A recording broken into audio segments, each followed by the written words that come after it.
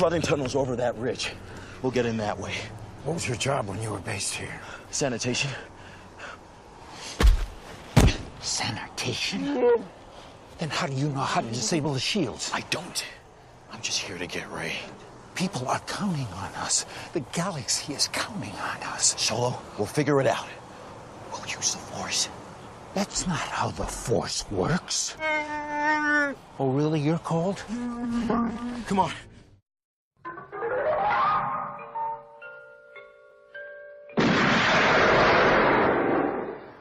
Do you expect me to talk?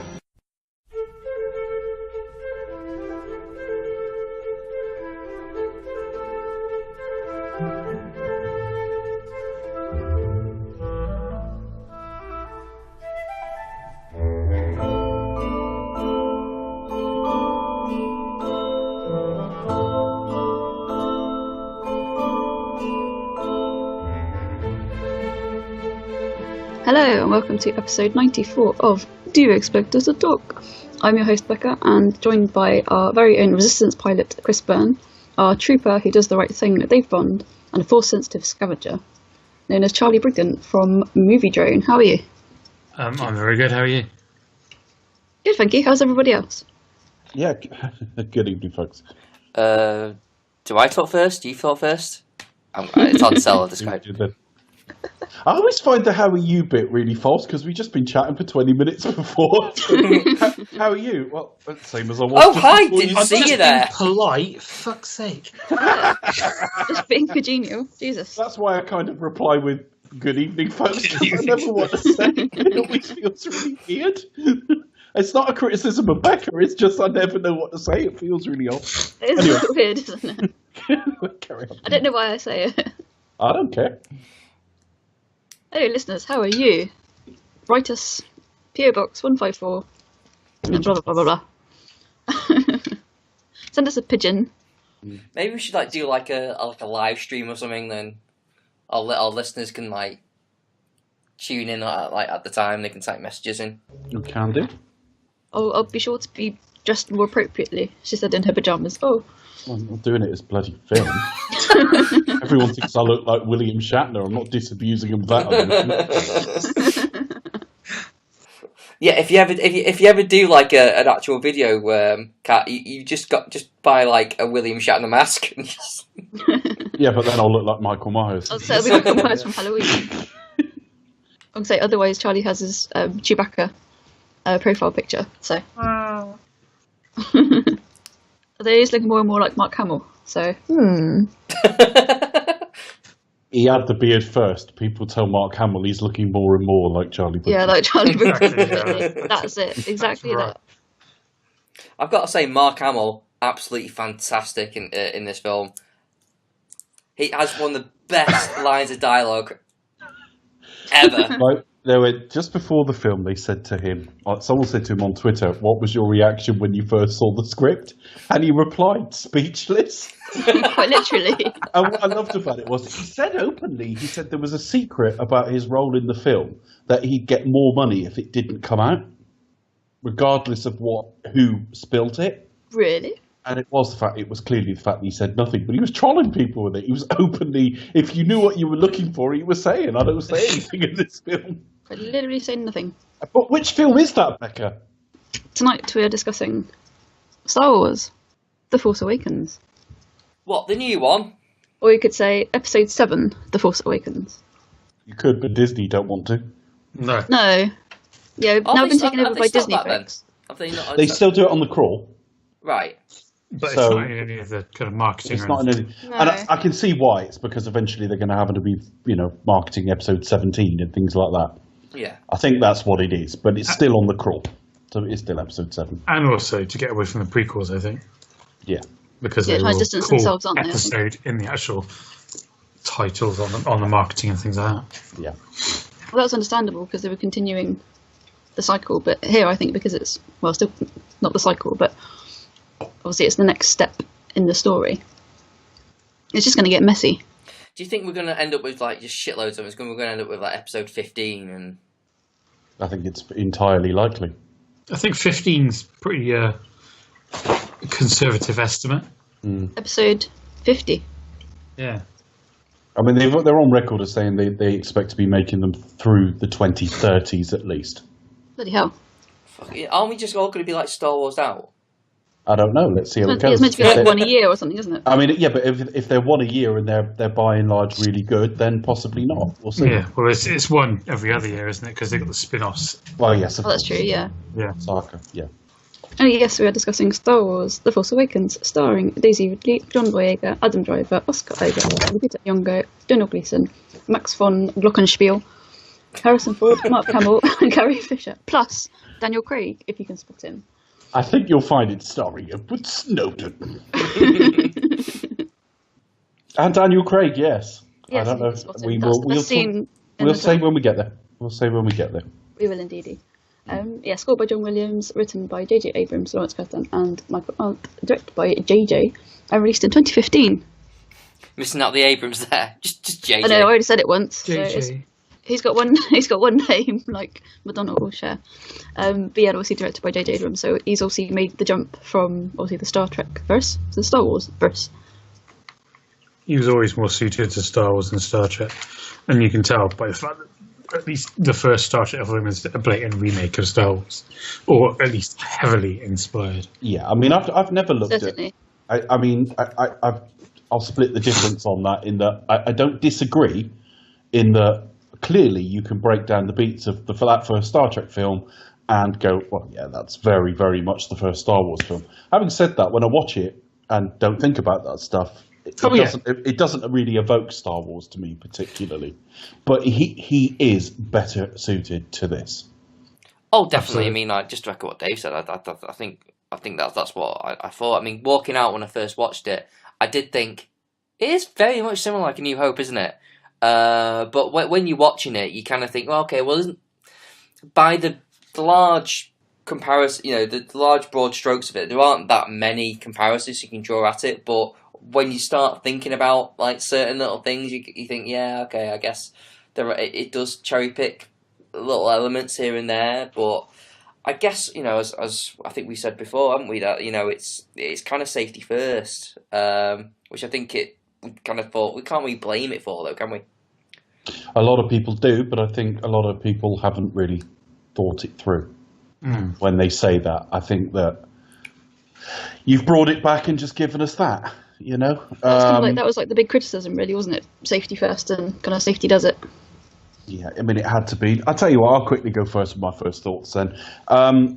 Yeah, I mean, it's becoming a running joke now that I liken everything to GoldenEye. Actually, what I liken to GoldenEye are films that are very safety first and or are coming back after a gap. I don't think it's as obvious with GoldenEye in that it doesn't do a Die Another Day and go, this reference, this reference, this reference, this reference. But there is no doubt it's meant to cozily reintroduce you to a Bond film, and it's got a much blander leading man than, say, Timothy Dalton, but it's much more central casting. It's much more how you would expect a Bond to look, if you like. And I think this is kind of the same. If you think about the Bond comparator, you had License to Kill in 1989, which I utterly adore, but it's the lowest grossing Bond film, pound for pound. And in America, it was particularly anemic. It then disappears for 6 years, which in Bond terms at that time was a lifetime because we were getting them every year to 2 years throughout its lifetime with a couple of exceptions, whereas Star Wars was only every 3 years. So, in that cycle, we missed out on at least 2 Bond films. So when they brought it back, it was very reassuring. All those rough edges of License to Kill and trying to be new and relevant and all that shit disappeared. And I think what they gave us, people really like, but I think time has actually only proved our point more, that it's actually nostalgia that makes you feel that way. It was a certain age when you were a certain age when you saw it. Actually, when you look at the film, it doesn't make a lot of sense and it doesn't break any new ground at all. There are other films like that. There are other series like that. I think, and I think this is one of the best examples that I've ever seen. The series came back after a 16-year gap and did 3 prequels, all of which, to a greater or lesser degree, are not particularly great films. They're also dating very badly because of the CG in it. We talked about them. They were stiff. They lacked that sense of fun that some of the first films, some of the first three had, even though there were some dark themes in them. And so you get to 2005, and Star Wars is still big. I mean, the third one did something like $850 million worldwide. But it wasn't blowing away the opposition anymore. There were films from around that period that were doing similar sort of money.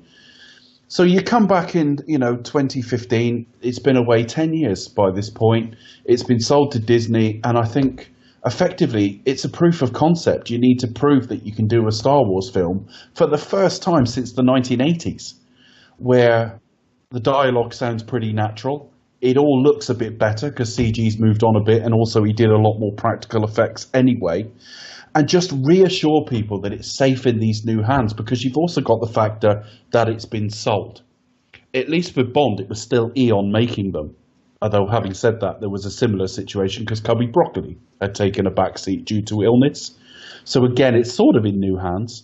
But here it's definitely in new hands. And so there would be nerves about this, that like, oh, it's going to get exploited to death now. And also, it needs to do very, very well, because Star Wars used to be sort of the box office champ, and we're now in an era where Marvel films are doing $1.5 billion, or certainly some of the Avengers ones are.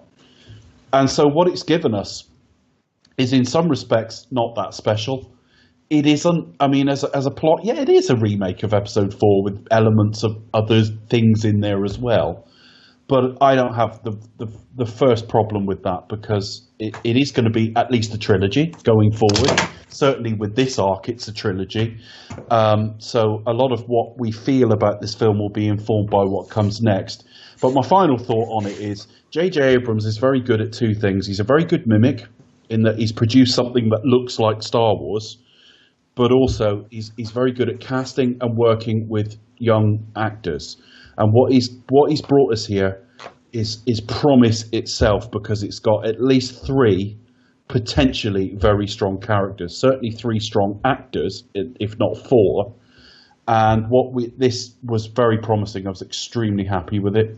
Yeah, I mean, I wasn't as enthusiastic walking out of the first one, because I did feel a little bit like, okay, this is kind of like A New Hope, then, isn't it? But I do basically agree with what Dave was saying in terms of how it looked. I think also, just to add on what he's saying, it was also helped that it was shot on film as well, not rather than digital. That also added an extra element to it as well as along with the practical effects.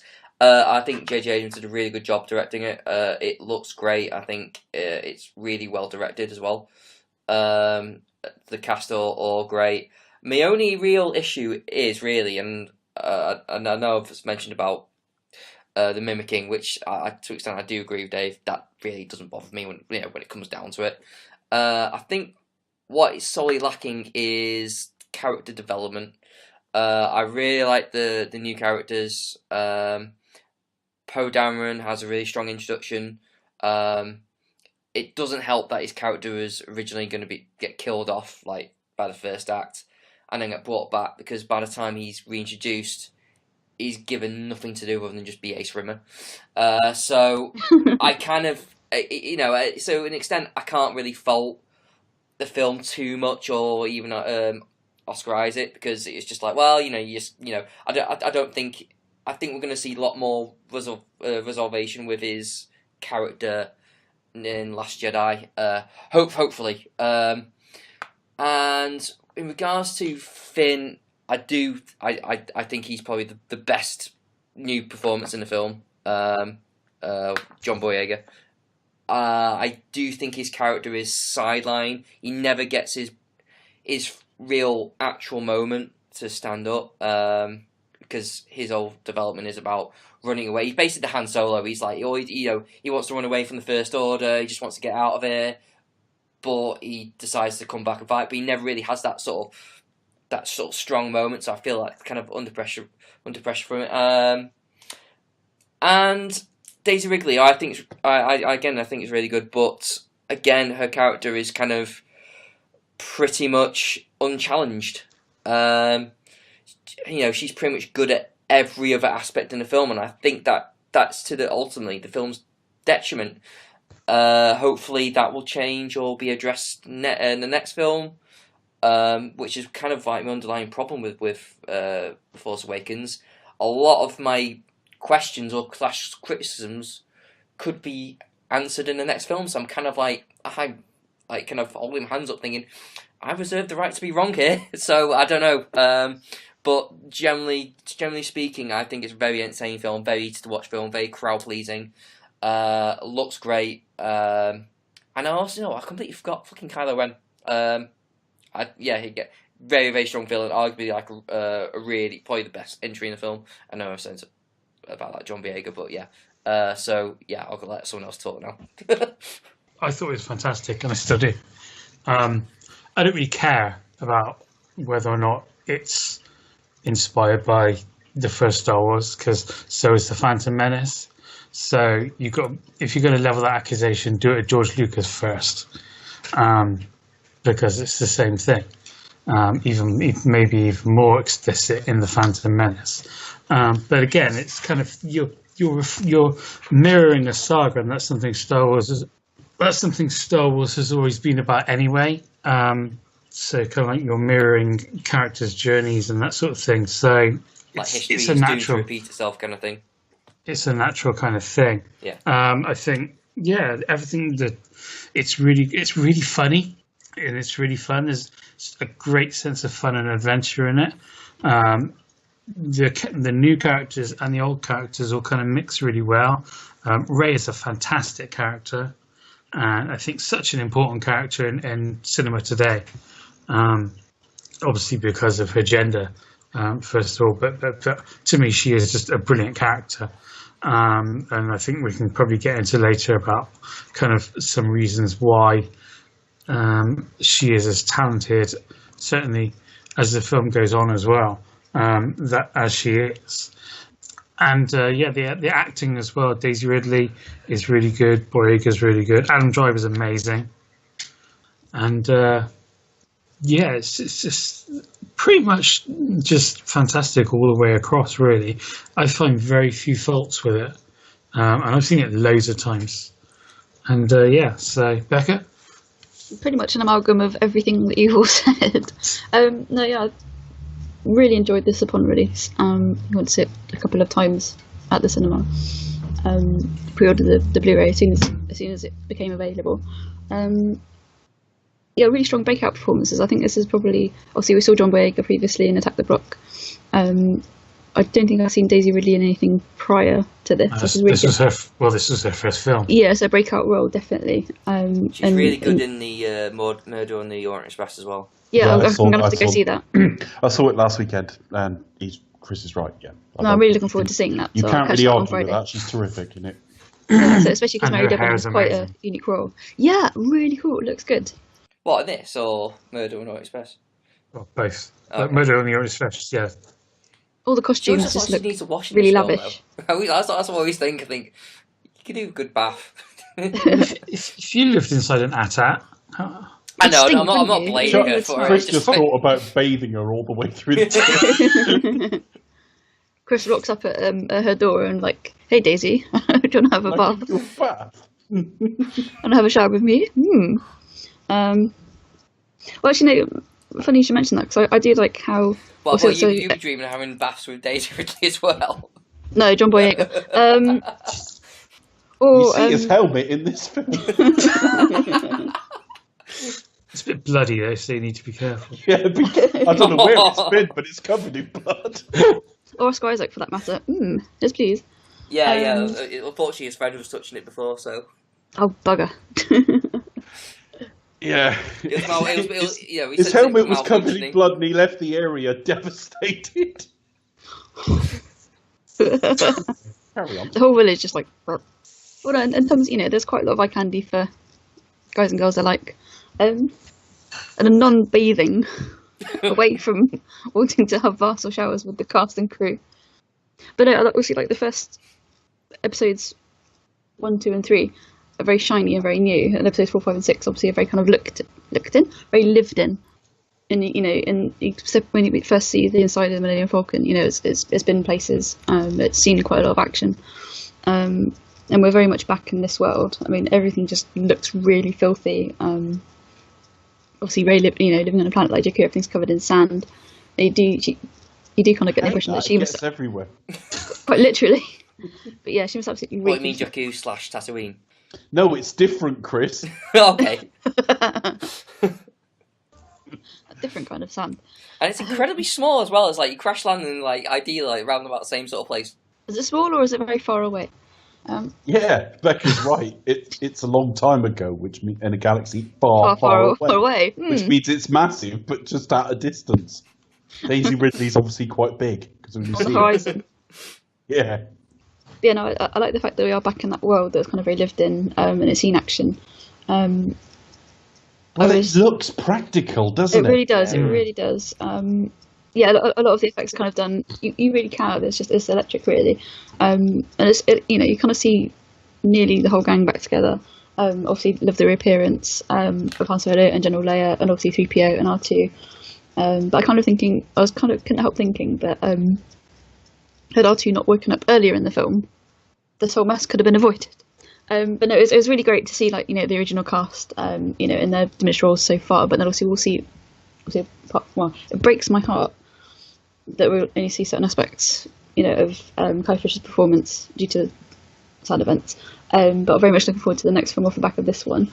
But yeah, no, I mean, acting's fantastic. The effects I think are amazing.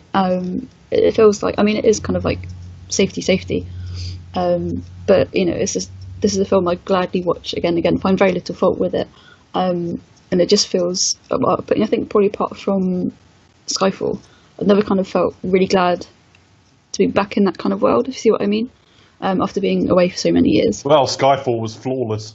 Well, I know, but it's no sense. I know what you mean. It's a big deal for it to come back. The last scene of Skyfall, I think, the last gave all of us an erection, even you. I was like, really? Yeah. A whole different kind. But no, it's just, it's just the kind of things where, like, for example... But on the plus side, she had somewhere to hang her coat. I shall lift my eyebrow, Roger Moore style. You made me lose my train of thought now. You were talking about stiff nips, Beck. Well, you were. I was just trying to compare it to, like, Casino Royale kind of being like the most sculpted Return to the Bond series, for example. So it's more kind of being in that world again. But yeah, fantastic. I mean, great leads. Really fantastic cast. Brilliant effects. Editing really spot on. It didn't kind of really drag in any sense, and there were some real twists. I mean, I tried to stay away from the majority of plot spoilers. Obviously, I heard that Daniel Craig would be appearing, so I kept a keen eye out for him. And we'll discuss that when we get to it. But there are some other twists, regarding other characters. If listeners, you still haven't seen The Force Awakens, pause it now, go out and watch the film, and then come back. Yeah, if you haven't seen it, why are you listening to this? Why are you listening to this 2 years late? If you haven't seen it, where have you been for the last 2 years? Been under a rock. But no, obviously that there are certain things that happen to these characters, and it's like, I certainly didn't see them coming. And I remember going to see it. I took my dad to go and see it, and we were just like, what? Oh my god, didn't expect that to happen. I heard rumours glad before. I knew. Oh, if you're talking about the big thing, I knew. Yeah, I did. I just kind of thought, right, I'm going to try I did as well. I know. as I could. I just kind of tried to avoid it and went in as kind of as blank as I could, I guess. I say it's one of those things you kind of can see coming with a character like Ren. But yeah, Adam Driver's amazing. Even Donald Gleeson, it's terrifying, even though he looks, obviously he's a very young actor. Yeah, he's taken a lot of flack for that performance, but I thought he was really good. I think it's brilliant. I must say, He's very sneering. I thought he was great in one shot. I don't quite get what flack you can give him for playing that character. No, he's terrifying, utterly terrifying. He's very kind of snivelling, kind of mustache twirling, sneering kind of. That's what you want. Yeah, well, that's his role. He's basically he's a good foil to Kylo Ren as well, especially since they didn't see eye to eye. No, they didn't agree, and there's a lot of tension between them, which I think is fantastic. I must say, I did get a little bit of whiff of Graham Chapman, like when they have the rally, and I was kind of thinking, right, that's too silly, but that was just me and my brain. But otherwise, no, he's fantastic in the role. yeah, hugely enjoyed it. Really enjoyed this film, and thank you to JJ for making it. Really, but Yeah, thanks, directing it, JJ. and thanks JJ, we love it. Well, you'll be back for the third And one. everybody else, and all the cameos as well. I mean, you've got like Simon Pegg. And who else? Who else is on there? I mean, apart from obviously Daniel Craig, but there are a lot of other actors. I think. And Oh, you got what's her like name? Peter Mayhew's wife. Yeah, Peter Mayhew, obviously making a return. I can't remember the name of the actor who played Chewbacca when it wasn't Peter Mayhew. Jonas Suamato. That was the one. on Yeah, the boat. popped in, so which is quite good. And there are also other British actors as well who do kind of who are obviously filming in and around Pinewood at the same time. I thought I saw Thomas Sangster at one point. Yeah, you did. Yeah, he's He's in it as well. But he's not credited, I don't think. Yeah. And the actor who was with him, the older guy, I've seen in loads of stuff. He was in Tomorrow Never Dies, actually. Yes, Whatever guy. that thing is, Sink It. That's the, yeah. It's a real kind of, if you love to kind of spot these random cameos, then it's your ideal film, really. It's a real celebration of movies and movie making. So. But if you want to remember their names, it probably isn't the film for you because we're struggling. No, Becca's I'm really going glad. on about how many great cameos, and then she's named two and gone, But she's right, there are a lot of them. Yeah. Well, I'm just trying to remember off the top of my head. Sorry, I've got Yeah, I know, my working memory is quite poor. I'm really sorry. And the guys from the Stop raid as well. apologising. Yeah, I have The to go guy through. from the Raid. I Oh, was yes. going to Yeah, try and find yeah, it for a fun fact. Basically, but I they were filming the Raid 2 at the same time. I thought that was a wasted opportunity. Just I thought I saw had these guys show Yeah, up and it's just. No, no. They could have fought one of the gangs that was after Han so- Solo. Oh, how you pronounce his name now, but yeah. Yeah, never mind. Should we discuss the film in a sequential fashion? Yeah, I think it's time for the Brigden Crawl recap. This is becoming a thing now. I'm quite excited. Well, it's becoming a thing just as it's because there's no crawl next week. No, and then the camera pans. We'll have to make one up. We'll make one up. Yes, we'll do one. Obviously, this is the first one that didn't start with the 20th Century Fox fanfare I miss it Doesn't. still. because it's no longer 20th Fox. Yeah, when I did the edit for the first film, I had to put the Fox logo. I had to put the Fox fanfare in as well. Yeah. And I just did. I wouldn't have felt right not doing it. Now you can't put a fanfare in for a company that's no longer anything to do.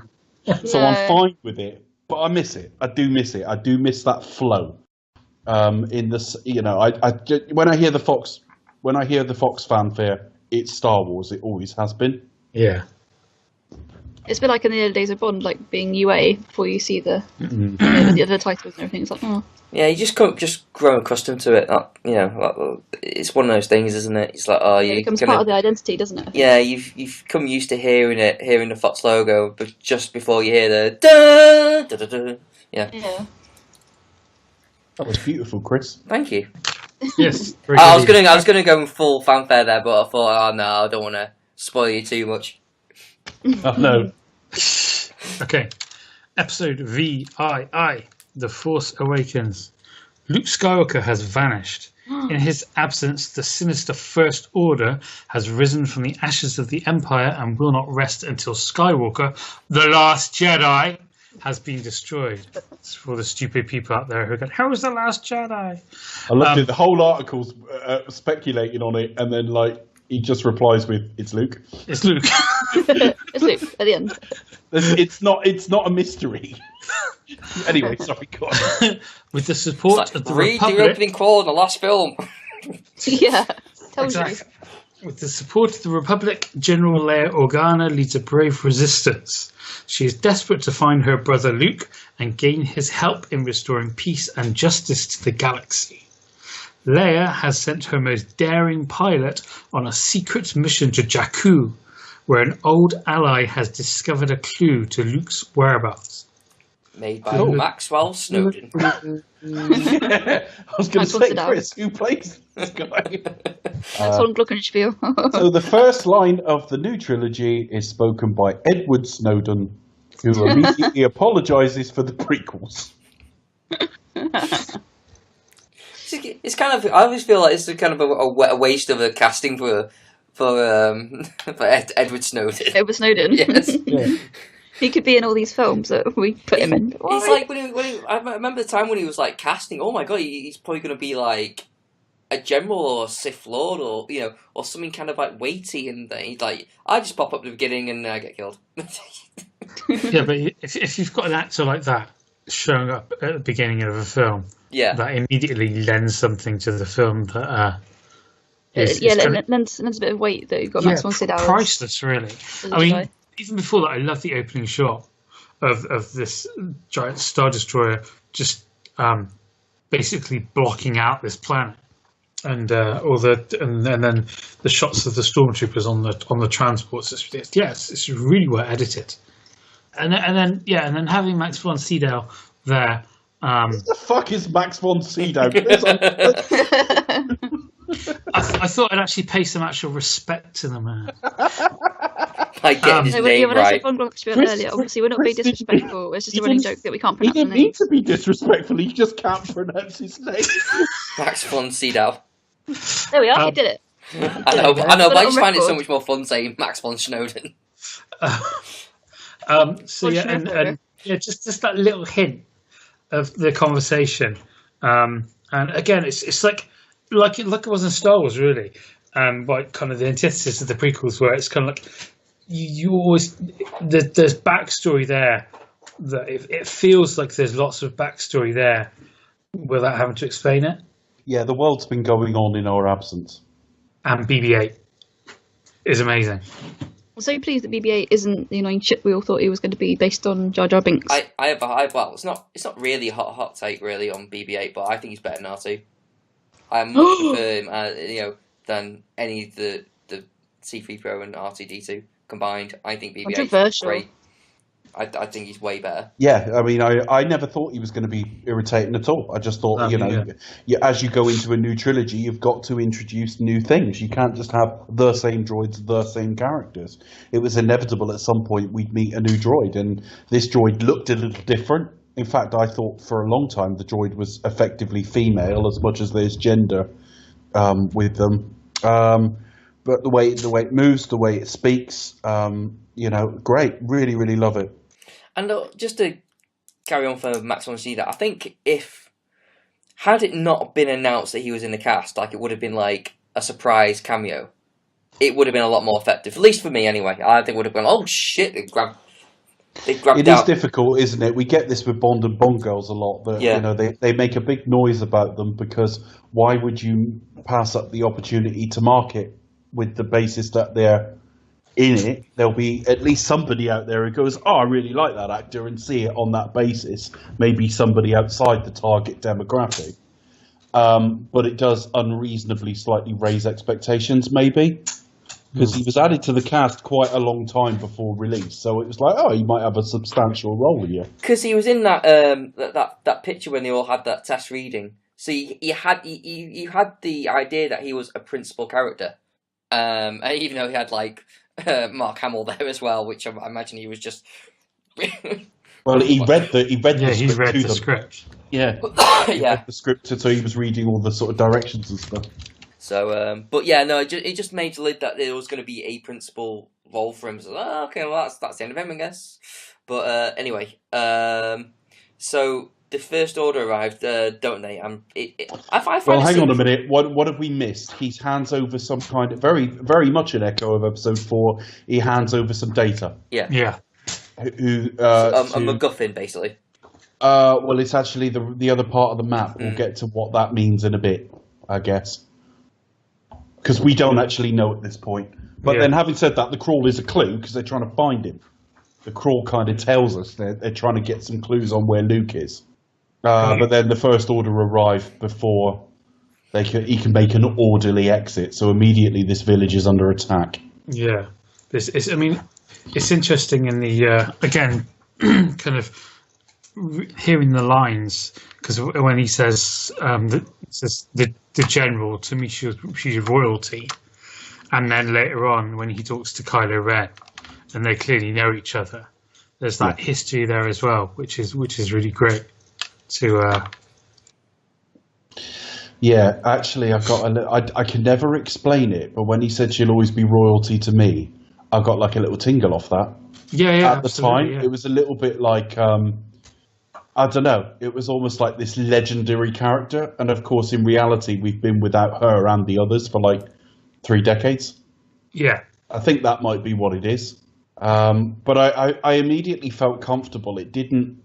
I'm sure there's an absolute shitload of CG in this film, and I'm quite a defender of CG, but it's used intelligently. Yeah. I can't think of many shots in this film that don't look pretty much seamless. No, and actually, quite a lot of what we're looking at that we think might be CG, and I'll come to some examples later, aren't. So I was already comfortable this was going to have a nicer aesthetic than the prequels. Yeah. And then we get the first shot of Kylo getting off his ship.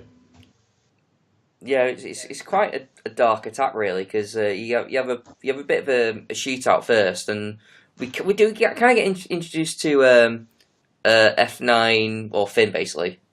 I forget the actual serial number he had at start. It's like 9126 or something like that. Yeah, but 20. yeah, Poe shoots his Charlie's mate. desperate. Oh, come on. Charlie was tried to stop himself there because he thought he'd sound like a geek. Come on, what was it? What is it? It's 2187. Okay. I actually only heard that in the last hour or two, but it had Which is mind actually, again. which is also the detention block. I think I was in wondering if Star it was Wars. a reference. I was wondering if it was a reference, but I had no idea what to. Yeah. I just thought all these properties, I mean, Pixar are the same. Quite often these are references, little references to something else. Like Star Killer Base and... Yeah, that's obviously a big reference. And then the other one is THX 1138, isn't it? In these films. Yeah, because Han says, let's find out what cell she's in, 2187. You go and get her. Yeah. And so you see him coming down, and then they just kind of come out shooting to the village, and you see the flame troopers as well. Yeah, I was going to say they're pretty cool, but that's a bit ironic. But a very kind of Vietnam kind of feel. I was just about to say, we see a shot later that's very, very Apocalypse Now. Obviously, we have that again in Rogue One, befitting the time when it was set. So. But the introduction of Kylo, I love the way it gives the scale of his ship, where they kind of you see Oscar Isaac's reaction, Poe Dameron's reaction, as you hear the sheer noise of it, and then you kind of see it coming down, and then it cuts to a really wide shot of the whole area, and just you see the whole size of the actual ship, which I think is amazing. And then it's a really great moving panning shot when he comes out of the ramp down. It's just a really great introduction. I mean, the first thing is he stops a blast in midair. We've not seen anything like that cool with it before. But what I think 90% of Kylo's appeal to me is the voice. There's something about the voice because it's processed, but it's supernaturally calm. Yeah, I love it. The voice is what does it, and it's not on paper a way that you think would work. Because Darth Vader, obviously, they went with an actor with an incredibly deep and commanding, booming voice. Yeah, James Earl Jones. I mean, they could have gone with Orson Welles. They thought about it. To go with someone with quite a young voice, not particularly an imposing voice in any great way, but then process it slightly, make it sound a bit otherworldly in that it doesn't sound like it's coming from the same place as the rest of the sounds. And then have it so calm. Yeah, he's very much a character who is basically reining in everything. Like, because his whole deal is he's resisting temptation from the light side, as a matter of it's the flip side of the coin. So his whole thing is kind of, I'm being super sort of like calm, reining every sort of element of emotion in. But then at times, as we get later on in the film, he has fits of rage. Yeah, he kind of had bursts where he just basically. But his voice doesn't fits. change. He has that fit of range, and then he'll just turn and say, "Anything else?" Yeah. Well, it does. Well, actually, it does go up a little bit. Like he's a little bit knackered from hitting the thing. But yeah, But that is one of the things I really like. I remember when he actually did take off the mask, and you think, what's he going to sound like now? Is he going to sound all squeaky and everything now about the mask, or is he going to like sound the same? Well, what's he going to sound like? So there was that part of it as well. So, but yeah, he kind of holds a blast, which is kind of badass. We've never seen anything really from a stormtrooper's perspective this way as well. No, they're just a mass of bodies normally, and even them flying in, it's got this slight urgency feel, and they're hanging on, and it is a bit like I don't want to liken it because it's nothing in aesthetic like it. But you know, I like Saving Private Ryan, where you get there and it's straight into it. Yeah. They're a bit like that. They're being like raced in to get on with it, and this is quite in very PG-13 terms. This is quite harrowing for him. You can see why this is getting to him. He's clearly having a dramatic fucking panic attack at the same time. I kind of feel like the stormtroopers are kind of like, or I don't want to say hypnotized. I don't think they're hypnotized. They're just kind of bred. They're just kind of like bred in a certain way. So they're kind of like. Well, they say they're conditioned, don't they? Yeah. Conditioned from when he was born. So they or what have you? So something's kind of made him kind of like snap, like in the moment of this battle, going like, what the fuck's going on here?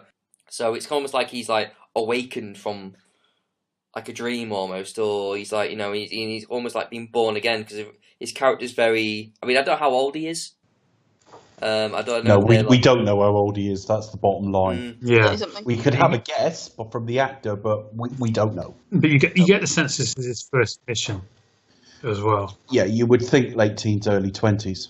I would guess, but we don't know. Because aren't they like sort of? They're not clones or anything like that, are they? Not anymore. No. No. So, I mean, he mentioned being stolen from his family. So they obviously still take them young so that they know no different. Or in some cases they do. Maybe not in all cases. Maybe sometimes they are bred. We just don't know. Yeah, because there is a part where he says maybe you should consider using a clone army, doesn't he? Kylo Ren says it to Hux. Yeah, I mean, John Boyega's he would have been about 23 when this came out. And I would think the character and actor are both in the same sort of age range, I would guess. Yeah. I mean, the editing's really nice when he has that moment. And it's just kind of, there's just like really kind of almost subliminal kind of editing when he's just flitting around. There was something about it. It kind of induced a slight...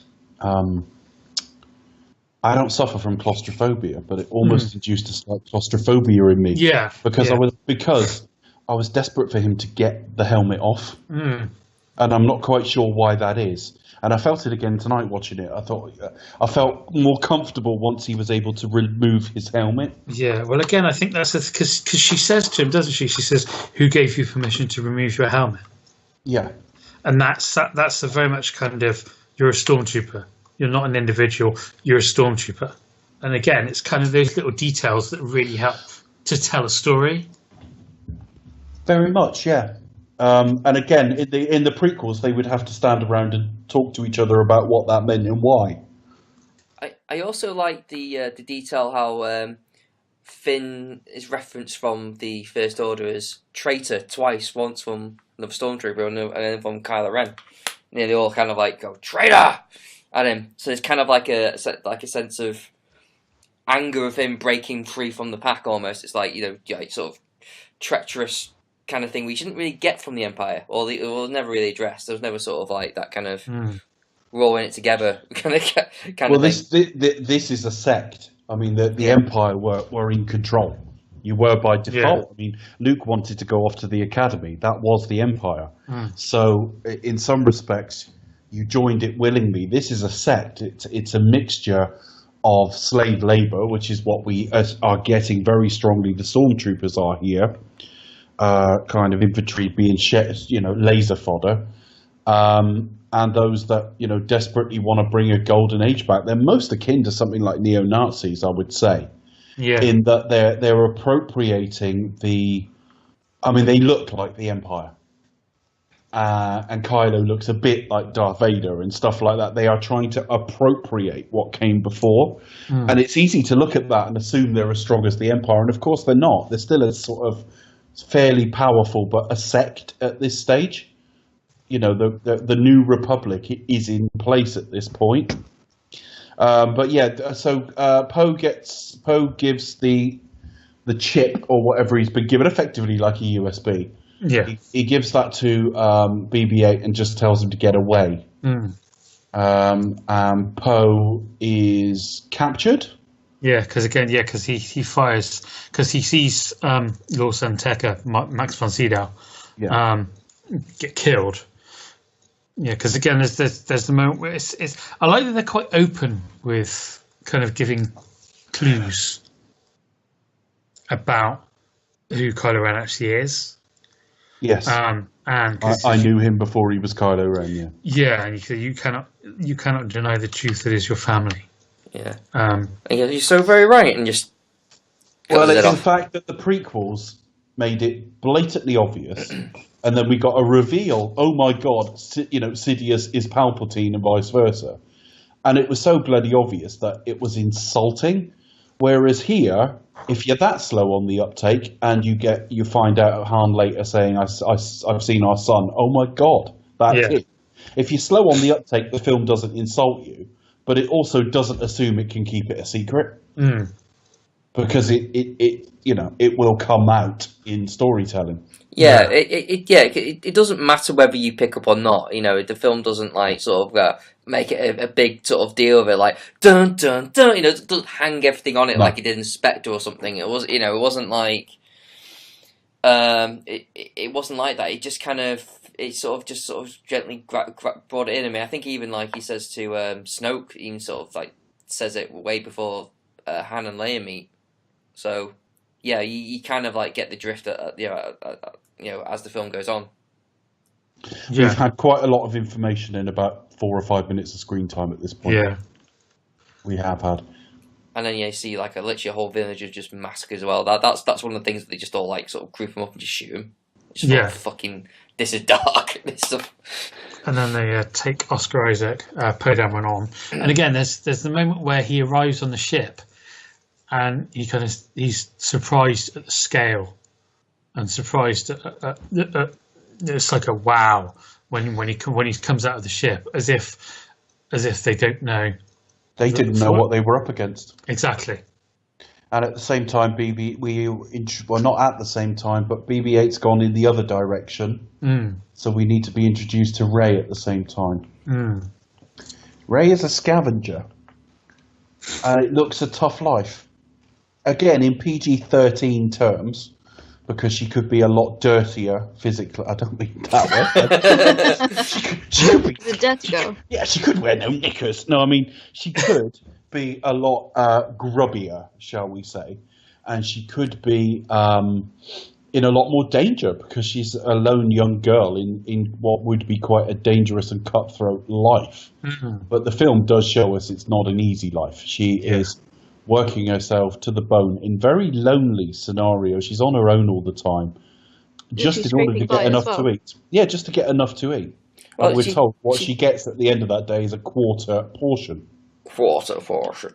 She is very independent and capable, though. I mean, that's probably the actual character. Yeah, she's clever, she's resourceful, she's independent, she's very capable. And obviously, when she gets on Millennium Falcon, she knows all about it. I guess she had to be, really. But yeah, exactly. Yeah. So. But I think there's almost like I kind of got a sense of part of it that she likes being on her own. You know, she's like, no, leave me alone. I'm waiting for my family to come back. She doesn't feel too sorry for herself. No, but I think you get to feel that she doesn't feel like she has an option, and that she's spent so much time on her own that she's just waiting. Probably doesn't want to have any of the commitments either, because having had what happened to her. Yeah, exactly. I think you're right. I think it's like, why build attachment? Because I could be going tomorrow. They come back. They could come back tonight or something. Yeah. So no, I'm kind of like, leave me alone. Yeah, but again, it's the production here. The production design is so amazing. The way, obviously going through all that, she's scavenging from all these Star Destroyers and things that are on all these ships that have just crashed. Again, that kind of gives the idea of this big battle that happened once, and then she's living in an AT-AT, and it's seeing what happened, or just. Does she live there? I thought that's just what she was scavenging that day. Well, the AT-AT, I thought that was her home. It could be. Oh, yeah, well, yeah. She was in there when she eats later, wasn't she? Yeah, and she scratches the things on the wall as well. Sorry, yeah, you're absolutely right. Yeah, it's like kind of like how many days she's been there. And it's only because she was scavenging there, but that was earlier, wasn't it? Yeah. Sorry, yeah, okay. And the Luke Skywalker doll, which is quite a little cute. Yeah, that's a nice touch, isn't it? So you're getting kind of looking at the iconography that we're so used to. AT-ATs, X-Wing helmets, Star Destroyers, but in a completely new light as Different kind of remnants. Entirely, yeah. Exactly, remnants of this old age. It's almost sort of like antique. it was 200 years ago, not 30 years ago. Yeah. Yeah, they're always kind of antiques now, or things, objects from the past. Well, I think it's more the fact that later on the Jedi are like a legend. You think, well, it's not that long ago. No, they're like, are you But, Han Solo? but yeah, Han Solo? but okay, I'm quite happy to give it that pass. But yeah, we are seeing the last time we saw a proper AT-AT, it was attacking Hoth. Yeah. And now it's there, a relic, with sand slowly, the earth, so to speak, is slowly reclaiming it. It's impotent. Yes. And the Empire is impotent, and it's gone. So, and so it's just, again, I think it's something that's just, it doesn't really get mentioned a lot in just kind of film kind of writing in general, really. But the kind of use of production design to tell the story, and it's something Star Wars has always been fairly good at, even in parts of the prequels, but certainly in the original trilogy. Yeah. And then you've got Poe Dameron showing that he is the stereotypical cocky starfighter pilot, but you see that his cockiness doesn't last for long. No, when he's being interrogated again, the voice, it's kind of creepy. Yeah, absolutely. It's not imposing in the same way as Vader's. It's a different kind of effect, but it's kind of hypnotic. I kind of quite like it. Yeah. There's kind of something psychological about it. If he'd said some more, I was wondering if I could loop an MP3 of it to help me get to sleep. I find it quite soothing. Yeah. Oh, really? Yeah, I don't find it scary. It's soothing. Oh. For me, it has the reverse effect. No, I understand what you mean, especially when he talks to Rey later, and he's kind of talking almost really softly. Yeah. But I suppose you're right. It's distancing because it is processed and so unemotional and stuff. Yeah. So there is an unsettling element to it. But it's also got this lovely calm air to it that I kind of like. Because he's reining everything in. I feel like sometimes it's not a criticism. The delivery of his lines sometimes is so staccato that it sets my edge. I find it utterly terrifying. It's a brilliant performance, but for me, it just has the opposite effect. Well, in all honesty, if we reviewed the Care Bears movie, there'd be something in it that you'd say terrifying was terrifying, because you say terrifying about something in most reviews. Utterly terrifying. Actually, isn't the Care Bears movie actually got quite some terrifying moments? I'd just say, if we do 3 Men and a Baby, she'd be like, terrifying, responsibility. No, I haven't seen that film for a long time. Although I did see the not the new Ponies movie that's just come out, but the 80s My Little Ponies movie. That's what I mean. I remember there was there's some parts in it that are actually kind of like, ugh. Well, I think so. Yeah, I saw the old 80s Ponies movie again. After watching that, obviously the first time round, and I was thinking, how was I not terrified by this when I was little? I thought, bloody hell. Yeah, you realise how capable you are. It's all exactly. I mean, it was going to happen. We're talking about quite a brutal interrogation scene. We were bound to get onto My Little Pony. Well, no, you mentioned Cabot. Obviously growing up as the 80s child. Yeah. Obviously, apart from sort of Ninja Turtles, He-Man, all that kind of Transformers and that kind of side of it as well. Obviously, you had Care Bears and Ponies and everything. So I had I can understand finding his voice unsettling somehow. Yeah. But it's a very different effect from Vader's. Yeah. Oh yeah, no, definitely. I think Vader was much more about just straight fear. Yeah. Because Vader was very much like tell me what you know, or I'll choke ya. Kind of Yeah, Or yeah. he doesn't do a lot of force choking and in this the film. way his armor was as well, and his voice and everything was fear. It was Whereas- all imposing. Yeah, Yeah, whereas very with, imposing. He's fear to Kylo, control. it's much more psychological. It's about getting inside your head. Yeah, Quite it's like literally. it's like sort of like you don't have to tell me, I'll find it. You know, and I'll kind of find like out for myself. Screw yeah. you. It's like you can't keep from me because you don't have to blag, and that's what I kind And of it's all it's all really a front as well, isn't it? Because he doesn't really, Han says later on, you don't need the mask. He really doesn't. It's just literally just because he's emulating his grandfather and just trying to. I prefer him in the mask, though. What I really like about at least his interrogation is that kind of like complete lack of control for you. Like as someone being interrogated, it's like it's not like a regular torture scene where you have to withstand certain amount of pain before you give up or pressure before you give up whatever it is they want. It's like, no, you don't have to do anything. Just sit there. I'll get it out of your head. And it's like almost like there's nothing you can do about it, which is kind of like creepy in itself. It's kind of like almost like mind rape in a weird way. Well, that's exactly what it is. Yeah, you look at the pain Poe's obviously in. Yeah, he's obviously like violently trying to fight whatever it is that sort of stops him from getting inside, but obviously it's too strong for him. Yeah. Mm. And then you kind of it's the way it parallels with the meeting up. So you've got Poe and when Finn goes to rescue Poe, and you've got on the same line BB-8 and Rey coming together. Which I love. Did you? If you didn't know this was a J.J. Abrams film, there's a drop reference that he puts in all of his films. His version of "See You Next Wednesday." What cunt? Not that. See you next. That's See You Next Tuesday. Oh, sorry. Yes. Yes. See You Next No. Wednesday is in every John Landis film. Sorry. Yeah. Sorry. For example, in An American Werewolf in London, it's the title of the porn film in the porn cinema that they go in to see. It's on the banner there. With J.J. Abrams, it's a reference to Kelvin because his father's called Kelvin. So obviously the Kelvin timeline, he named the Kelvin Kelvinverse. after his dad. In this film, she refers to "Don't go to Kelvin Ridge." Yeah. And she meets BB-8, who's basically being picked up by another junker, I'm assuming. Yeah. Yeah.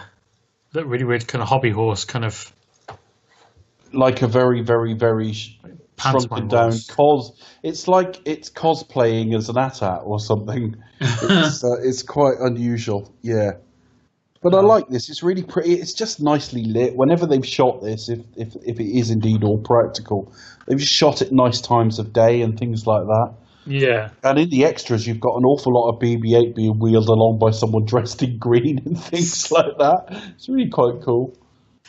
Yeah, and it's lovely, sweet scenes, really. And again, it's really easy. It almost seems like effortless, that relationship.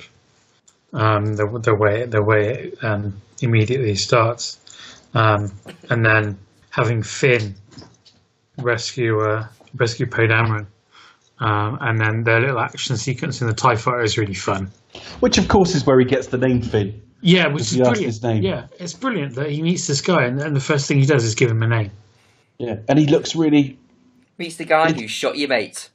But it's just a lovely moment because it's not a cheesy reaction. It's not like he gets tearful or something, but you can just tell he feels delighted and empowered. Like, I've made a friend. No, it's more got a I've name. got an identity. Yeah. I'm not, Well, it's he's all got a kinds of serial things, isn't number it? effectively. Yeah. So I love all that. It's really great. And the conversation between them as well, which reminded me of some of the zip we had in like Empire and stuff. Yeah. Largely between Han and Carrie Fisher in that. So it was mainly more romantic and sort of screwball. But I got that feeling again, and there was none of that in the prequels. Like I said last week or whenever it was, they used to just stand and stiffly talk at each other. And there's none of that. It's got a zip to it again. Yeah, I like that back and forth when he's like, sort of like, can you fly TIE Fighter? It's like, I can fly anything. Like, why are you breaking me out? It's like, you need a pilot. I need a pilot. You know, you kind of this kind of like we're gonna do this kind of thing, kind of realization. Yeah. Well, But let's in go the for it. craft where he's given the name as well. you Yeah. know. And they're actually, they are talking about the scene as well, because he's saying, like, can you see on my right, your left, da da da da da. And it is functional for what we need in the scene, but there's just more to it than that. It's someone who's actually paid some attention to how people might talk to each other. Yeah, and when he talks about Luke Skywalker as well, and you kind of get an effect from him, and it's like, again, kind of making up Luke Skywalker to show what he's thought of in this world that's 3 They're decades legends after. now. And it's almost like people of our generation, Charlie. We sort of grew up with that, but it's years ago now. So it's almost like the fans speaking, that they've become larger than life now. Yeah. So it's nice to have the little kind of bickering almost, while he's teaching him to shoot, and it's just a really and the soundscape as well. Yeah, we've got that soundscape of effects sound effects, the Ben Burt stuff that we had, from the Empire. Those TIE fighters and so on. We've got those sounds back, and they're so important. And then they crash, and as Chris said, that was supposed to be his death, wasn't it? I think so. Yeah. Well, it would definitely. Supposedly, logically, that's where we knew he was going to be written out, and given that was a near-death experience, it has to have been there. Yeah. Yeah. And I can't Finn just he's having to strip off all the armor and the other thing is he's got a heavy leather coat which he has to shield himself from the sun with. Yeah. It's just a small thing to remind us how hot this place is that Rey is having to work in for hours every day.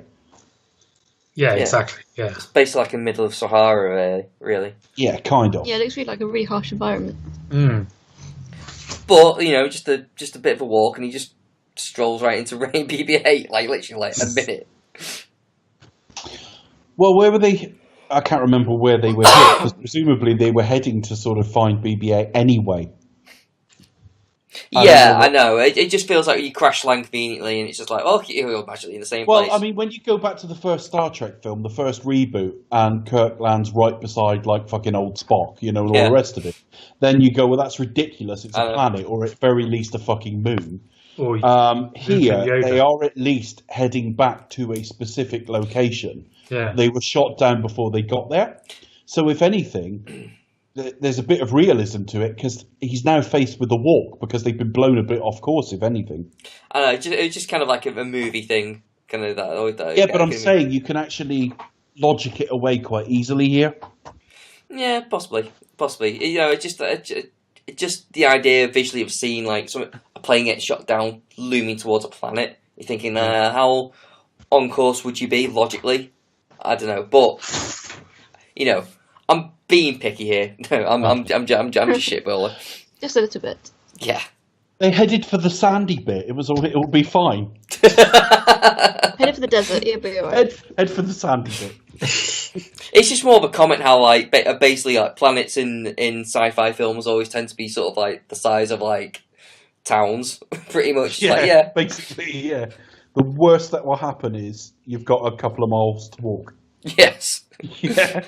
Well, it could be with all the damage that had been done to the planet from the whatever batter that gone onto it, that there is only one area that's actually hospitable anymore, or it's actually had settlements. Yeah. But anyway, yeah, Chris. Yeah. Yeah. Yeah. So he turns. Yeah, that was the one part of the planet where they were filming. So. Yeah, I was going to say head for the crew. Yeah, well, it's got a location to Jakku, so they must know where they were. And then he's kind of got there, and he just gets some water with that big, massive.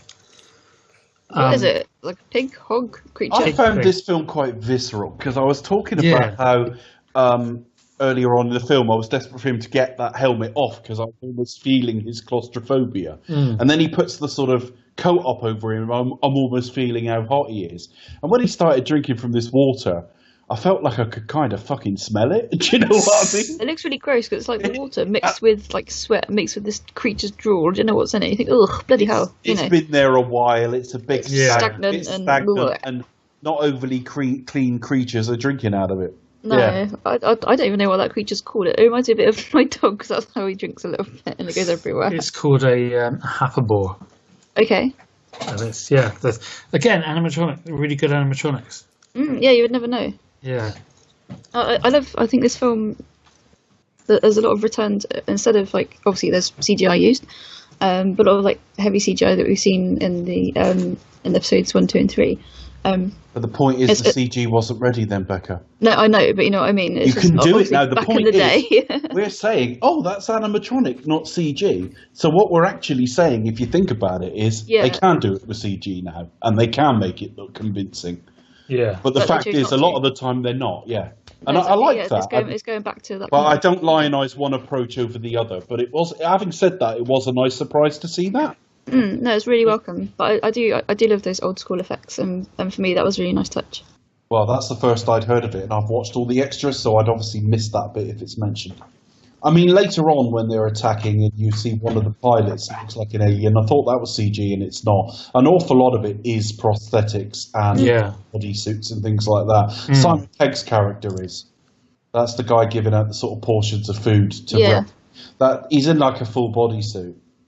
They did all the studio stuff first, which was all the close-up work, because they've got to glue it properly to his face so that he can move around and talk. Yeah. Whereas when you've got longer distance scenes, they don't have to be that precise. No. But it's a suit in all cases. And I thought it would be at least CG enhanced, but I don't think it is at all. It might be, I don't know, but I don't think it is. So, yeah, Rey and Finn have met. Poe is presumed dead. And we know the First Order is looking for BB-8. And they're aware of BB-8 now because they basically got that out of Poe's head. So that's where we are. BB-8 sees Finn and goes slightly apeshit because Finn is wearing Poe's jacket. Yeah. Yeah, so thinking he's knackered. He comes into the village and goes for this horrible water and then gets beaten up. Which again tells Rey. You how fucked he is, because you'd only drink that water if you were desperate. Well, yeah. Gross. But it's nice. Again, it's Rey's capable with her little staff thing. She's great. She's really, really great. And it's nice that the I can run without you holding my hand. Yeah, I loved that moment. I really did. That was great. Well, it just shows how capable she is, though. I mean, she's like independent. Like, why do I need you to hold my hand? You know, I can run faster without it. Snippy. It came off as like this is a woman who's had to do everything for herself, as opposed to. There's no point being made to the audience here about women's rights, particularly. It's just this is a woman who doesn't really need this guy. Yeah, but it's fitting within her character anyway. It would feel it would you would pick it apart if she was like, oh. Finn, it'd be like, hang on, what the fuck? I'm so glad, having gone with a female lead, they've got it right. Yeah, absolutely. Because you could throw it in and fuck it up, and it sets it back years. So, I mean, when you think of it, you've got a woman, a Hispanic, and a black guy, and at no point did I think they were ticking diversity boxes. No. Now, they might have been, for all I know, but I never got that feeling. I just felt like they cast a film, and this is the way it came out. Yeah. Yeah, exactly. And it's rare, I feel like that. I'm with Charlie, and I'm with both of you as well. I think we all feel the same way about getting more diversity into these things. But it's a double-edged sword, because half the times it feels like they've crammed it in for the sake of it. Sometimes it can look like a box-ticking exercise, but here that's not the case at all. Not at all. One of the biggest strengths of this film, and the biggest thing they've bequeathed to Ryan Johnson to go forward with, is a really strong cast. You do find that, especially within the sci-fi genre, I find. It's pretty. Yeah. Well, Star Trek's always been about diversity. Which makes me laugh when people complain, about there being a gay couple in Discovery, and they claim to have been Star Wars fans for 30 years. Diversity and infinite combinations. Like, really? Yeah. Hell surprise. Idiots. I know. Yeah. And then you get the Millennium Falcon, which Yeah. is amazing. which I thought was quite a nice reveal. Yeah. It's a real crowd-pleasing feel. I think like when you see it in the cinema. Well, the theme matches it as well. The music matches it as well when it gets revealed. It goes there was definitely like cheer. I think it was kind of like it's really well crafted. 'Cause, you sort of you don't really see it coming, or by the time you think of it, it's literally moments before it actually revealed. You think, hang on, I kind of did because when she says that line, said, "No, that one's garbage." I was thinking, wait, is that the Falcon? But it's pacey as well, so it doesn't matter. So as you're processing it, it's like it's literally as soon as you get it, it's there. So it's like it's not like and it's kind of satisfying because if you do process it and you do realize what's coming, it's kind of like I want it to be. Yeah, it's such a good setup. I think I'd have spotted it quicker on the page. I think if you'd handed me the script 2 or 3 weeks before it came out, and I'd read it, I'd have got before any trailers actually, because the Falcon's in the trailers. But I would have immediately gone. I think we're leading to the Falcon here. Yeah. But it happened so quick in the context of the film that before I realise it's in front of me, I think it really, really works. It also adds to the fact that this is just such a rough's the wrong word, but it's such a take your own chances environment because when you think Han got it gambling, and there it is, and it's just been sort of you just think, how did that get there? There'll be some fucking story here where he's lost it again or it's been stolen or something, and that's kind of what ended up happening. Yeah, and she says that line as well, saying this ship hasn't flown in years, which again. Kind of gives the idea that she's been aboard it or she's had a look at it. So again, it's just those little moments which kind of, for me, justify some of the complaints that people have had. Obviously, mainly because she is a woman. What do you mean in the fact that her miraculous pilot abilities? There was complaints she was a bit of a Mary Sue, but actually, I think the thing is, if you look at Luke, the whole point was, can Luke do it? So I think it was appropriate we saw him discover his skills slowly and not know what the extent of those skills were going to be. I almost find it just as appropriate that she's almost holding back a high skill level, if you know what I mean. Yeah, well, for me, because she's been scavenging all these things, and kind of you get to think that she is someone who has previously flown things. She's got her speedo as well, kind of like Luke, but she knows her way around electronics or ships and kind of engineering and things like that because of her scavenging. And because it has obviously been doing that from an early age as well. Well, she instinctively knows how things work, and it's because she's taken them apart. Yeah, exactly. She's been inside the guts, literally, of these things and taken them apart piece by piece. So she knows exactly how things work. Hence, she immediately knew what was wrong with the... she could spot flaws in the way the Falcon had been patched up. Yeah. So yeah, I understand. I do buy the fact she knows how to fix it because that's what she's been doing all this time, essentially.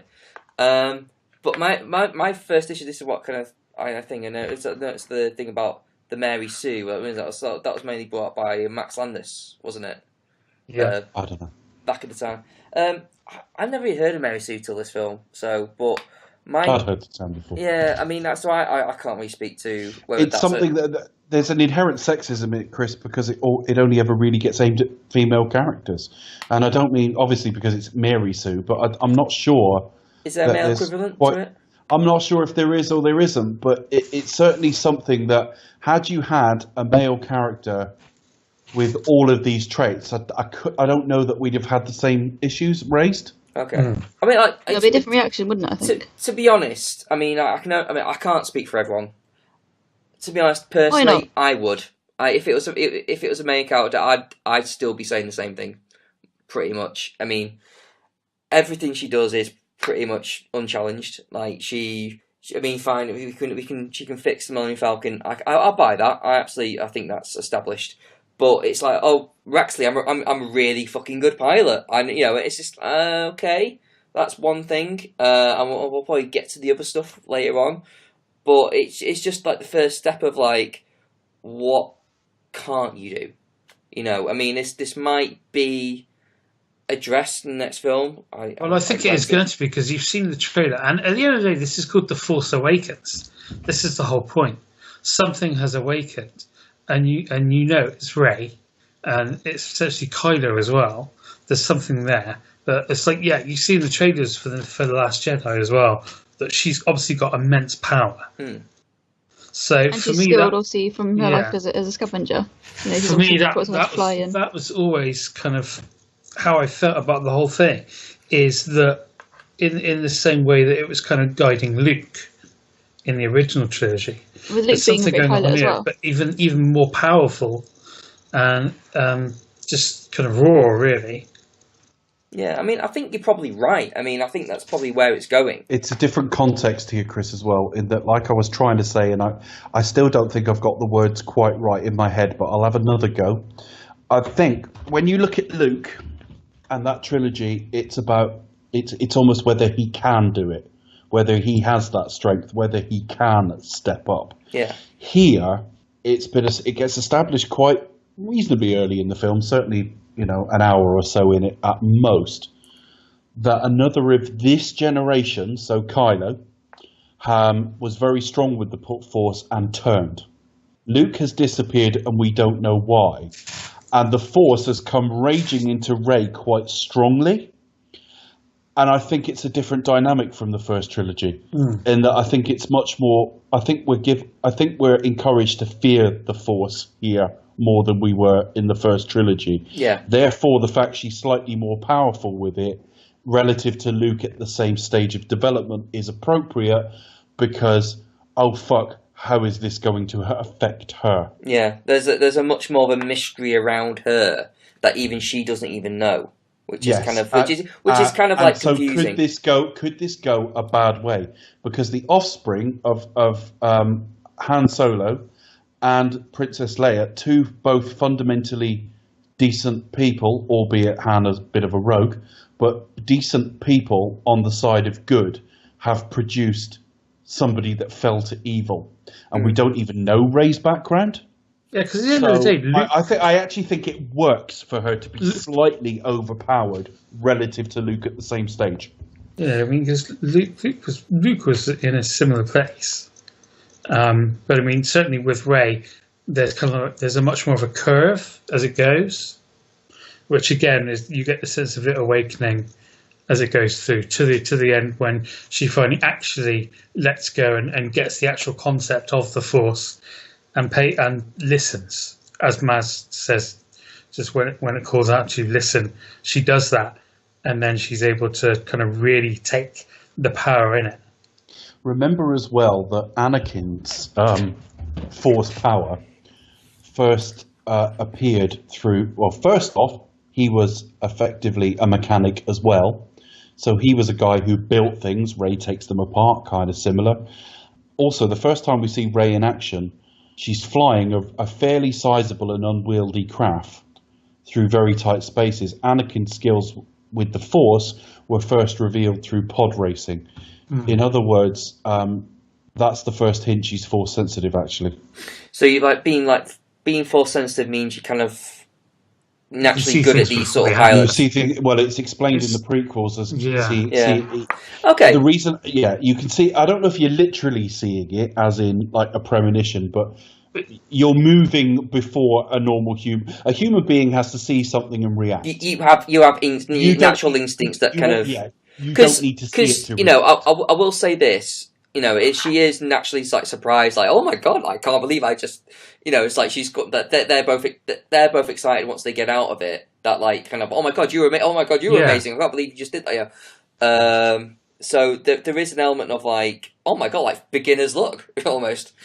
My main, I'll clarify my issue because it isn't really, I mean, I do agree with you that it probably is all those things. It's from a story and character perspective. There isn't really much to go on when she hasn't had any obstacles really to overcome. That's my only criticism of this film in itself. But she's had obstacles all of her life, and what I will say in the context of the film, though. No, what I will say to that is, it is something you have to go away and think about. Everything I just said a couple of minutes ago, whether you agree with it, disagree with it, or even think it's complete bollocks, it's something I've come to thinking about it and watching it again. When I first watched it, when she, at the very end of the film, skipping forward a bit, when she calls the lightsaber from distance, and she calls it out of snow, which can only remind you of episode 5 when he's captured and calls it out of the snow there. Well, he's struggling to do it. And that's further on in the story than Rey is at this point. So relative to Luke, with these trilogies rhyming, if you like, she is slightly overpowered relative to Luke at the same stage. But the difference is Luke knew very little of the Force when the first film came along at all. And secondly, I think mystery. But I think you've also got to see it through the prism of what the film's trying to do, in that you've already got Kylo, who's that generation, comes from good, headed to bad. And now you've got Rey having a level of power that almost frightens her.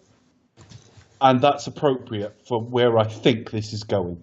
Yeah, I can buy that, but I just feel from a natural storytelling perspective, it isn't. And I'm not aiming it directly at Rey, because I've said I think it's true for Finn as well. Their arcs aren't fully accomplished. That makes it like a complete that stops from being like a complete masterpiece almost. Because I think almost every other aspect of this film is really great. To be honest, it's only an opinion as well, Chris. I mean, you could disagree with everything I just said. I'm not saying you do, but you could disagree with all that and just go, well, no, hang on a minute. She is kind of overpowered too early. And I think it's a defensible point of view. But I'm trying to see it again, that you've got Kylo alongside them. Yeah, effectively, and I think that's what it is. I think there's more fear of the Force in this. Luke has even disappeared. Because of something to do, in the trailers for the new one, it's out of context, I know, but he's talking about the Jedi have to end. Well, we don't know the context of that yet, but and he's scared. But there is a context. There's more fear of the Force in this trilogy, and to fear it, it has to be a very powerful thing. You can't have Rey struggling to call something out of a bit of snow and go, "My God, look at her power." It is part of like doing these kind of like ongoing saga. Like sort of part of a story kind of thing. Yeah. Because like you're always going to have that sort of like that missing element that's sort of like that. Well, nothing's actually resolved at the end of it. It's like we'll have to wait till the next one to get those questions answered. So that is the one thing I'm like I'm reserving my judgment to be wrong. Yeah. Oh, absolutely. Yeah. And you might turn out to be right. You might turn out all the way through the next film, Rey's fucking awesome, and we were completely. Well, that nuance I wasn't there. personally don't think they're going to do that, but I think next one's probably going to be better in a way. She's it's going to have a more downbeat ending. I think we all kind of she'll have a hand cut off. Yeah, probably. No, she'll have a limb missing. Yeah, Rey, I am your brother. No! Join me, and together we can rule the galaxy as undisclosed relative and undisclosed relative. I am your father's friend, roommate. Yeah, well, whatever. Yeah, whatever that thing in Spaceballs was, I can't remember the quote, but anyway. But yeah, no, it's only in terms of like in character. I do think those two characters particularly are kind of ill-served. They don't really get their satisfying moment within the context of this film alone. I mean, I think she does when she beats Kylo. She does what, Charlie? That's when she gets her satisfying moment for me, and her defining moment when she beats Kylo, because that's when she finally stops thinking about running away. Finn fronts him up with a lightsaber as well. Yeah. I know he gets beat, but that's to be expected. And he also fights a stormtrooper earlier on. And to be honest, it is all about Rey. And again, it's kind of Luke's gone. It's been 30 years. So Luke's gone off somewhere after Kylo Ren turned. So you think Kylo's what, 20 something? I don't know. Yeah, so it's been a while. I mean, we'll assume that with the exception of Poe, who's a bit older, they're all kind of around the same age. And the act, well, I don't know about Adam Driver, but certainly Finn and Ray are both played by actors born in the same year. Yeah. So let's just assume he's mid-20s. Yeah. So kind of when he did his thing and turned against Luke, however long that was away, and kind of so that was kind of almost like the extinguishing of the Force, at least the light side of it. So that would have gone out. There's still, whenever the First Order came around and kind of came out and said, okay, we're here now to take over the galaxy and what have you. So again, it's a sense of all these things being kind of dormant. Yeah. But then everything kind of leading up to. But what happens next? Oh yeah. So where are we up to? We're still up to them really meeting. Sorry, just like No, we've gone off. Well, we haven't gone off topic. We've stayed on topic, but the plot hasn't got much further. Where do they go from there? Well, it's just a fast track. Basically, they've escaped, but there's like poison gas leaking in the Falcon, isn't there? One of the things I do love about this film is that it's like 2.5 hours, 2 hours 20. A hell of a lot happens. Like I had the timer on at the bottom whilst I was watching the Blu-ray, and like the first 20 minutes, like bloody hell, it was really, really packed, and it doesn't let up pace for a single second. Yeah, it moves so well. It really does rattle along. None of it drags. Like, well, I don't feel it drags anyway. No, you're not bored once, really. No, I'd agree. I watched it again today. Handles its running time very, very well indeed, and actually quite a lot happens. I mean, it's a very busy film. So this is when we see Han and Chewie. Yeah, we've alluded to the little sort of battle on Jakku, but And also I like to very. I loathe to mention this film, but very similar to a long action sequence in Into Darkness. There's a sequence in that that's very, very like them flying through the guts of the Atta.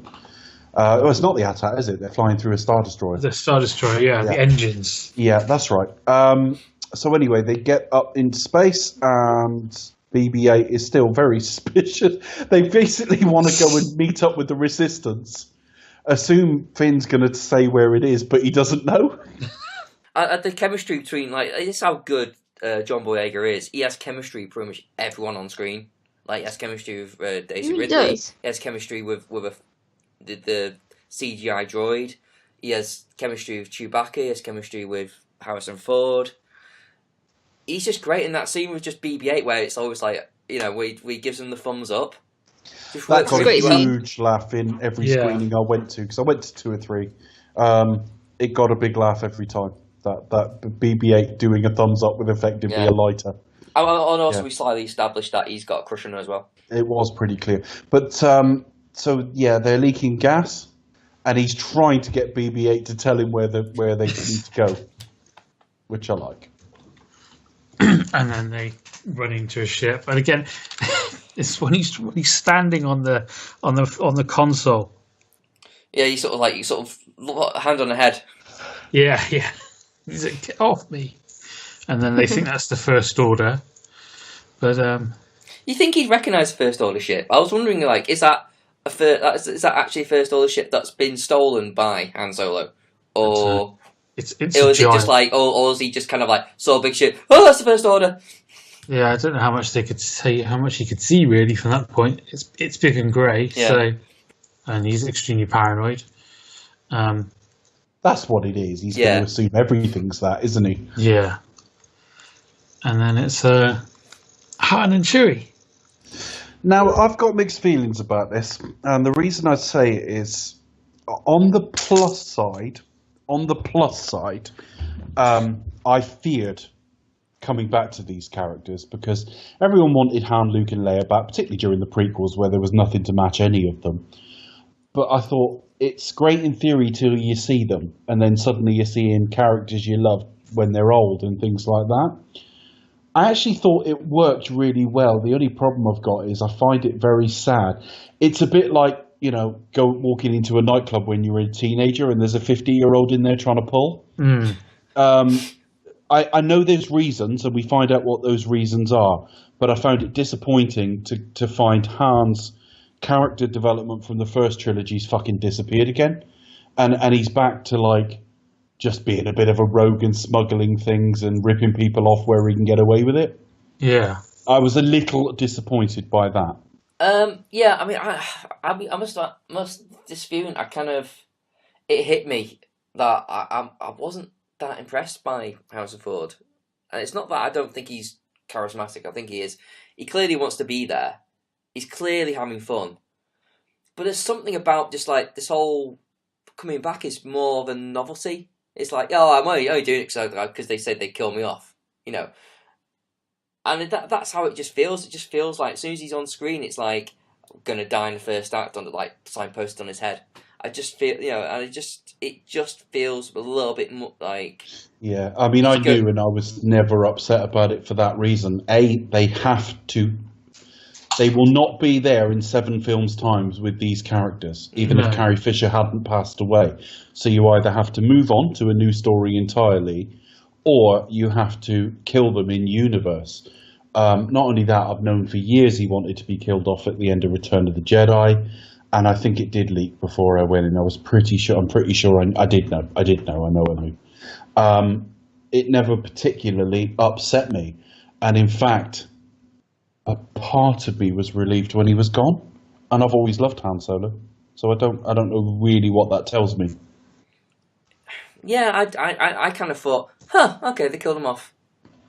Yeah. Okay. I just thought, you idiot. Well, part of that might have been because I kind of heard before going in. I was like, I don't think I was confirmed, but I think I knew really. I think out of the 3 principals, he was the most likely to be killed off, and also the most likely that you wouldn't want to see for an extended period of time.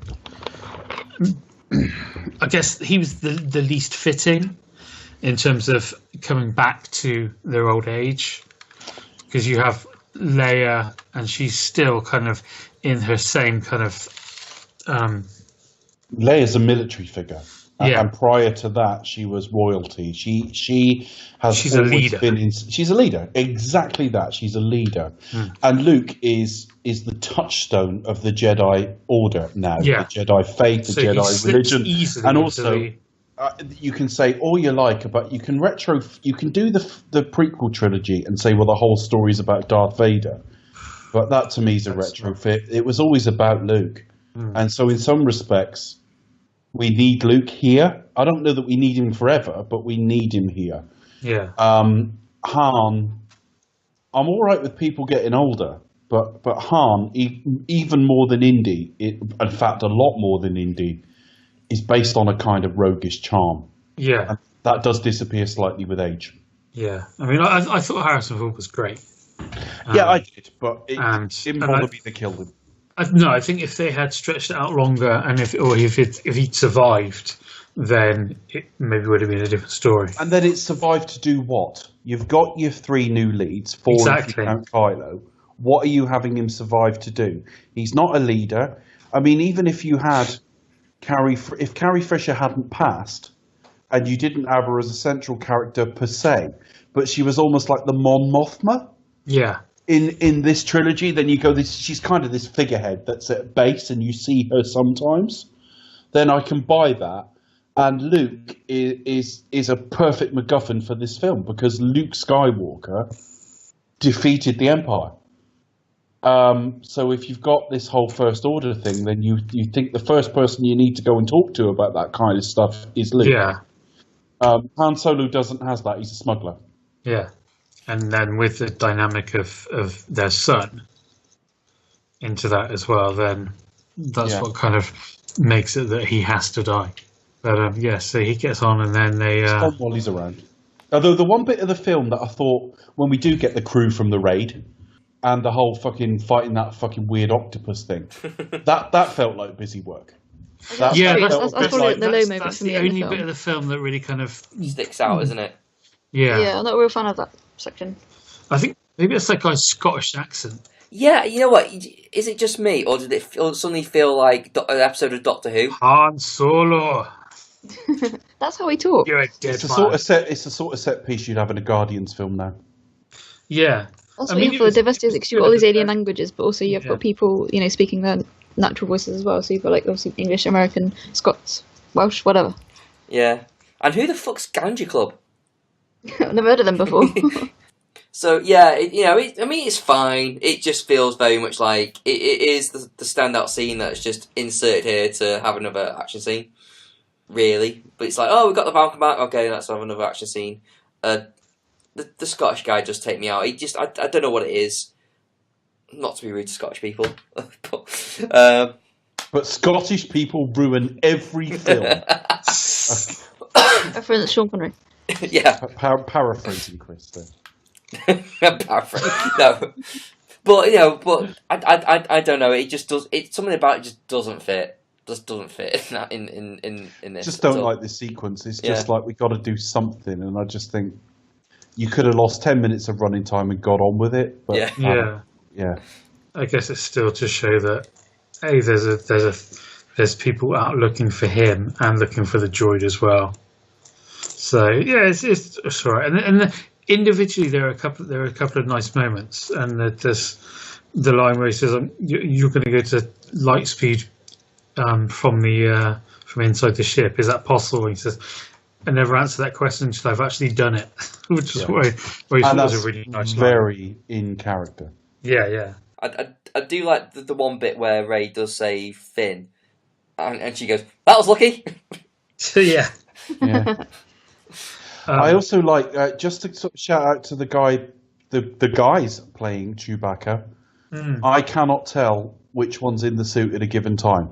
You can guess because He's more active. Peter Mayhew's knees have gone, so it's a lot of the sort of standing and moving shots. Yeah. So if he sat in the cockpit, it's Peter Mayhew, but the guy who's playing him now has perfectly mimicked those sort of little head movements, that slightly shaky head tilt.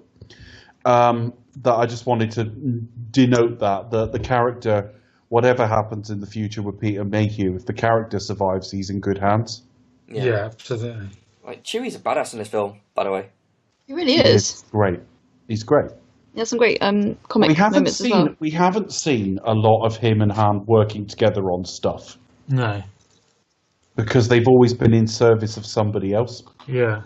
We haven't seen them go about their smuggling business. No, so it's nice to kind of see them, on their own team. And I like the idea that he kind of sees through Han's bullshit as well. Well, it calls him out. Yeah, he sort of doesn't take like, any crap, yes, I does he? do every time. Yeah. Yeah. That little look, that reaction where he said about that was got another big laugh. In the cinema. Yeah. Chewbacca got the second biggest laugh in the film after the three big laughs in the film were that, the lighter from BB-8, and I'd say, and I never liked this line very much, but Han said, "I like this," about the crossbow. Yeah. That got a laugh. But the biggest laugh was probably Chewbacca. And again, he was on his feet at that point, so it may not have even been Peter Mayhew. Yeah, exactly. So the guy playing him does a great job. And then we get our first introduction to Snoke. Yeah, now I think we're going to have this debunked by the new film, but I was really hoping Snoke's like 3 inches tall or something. He's massive. This is Andy Serkis. You see him on the set, sat miles away. So they're all looking up at him, sort of sat up there. Doing So actually, he was far away. Yeah, and they have the voice sort of booming through speakers on set, all replaced by ADR afterwards, obviously, or almost obviously. But yeah, this is another Andy Serkis creation. Yeah. I like the setup that he's just on a huge hologram. I like that aspect. That they're all looking up and he just looks like a fucking giant on his hologram.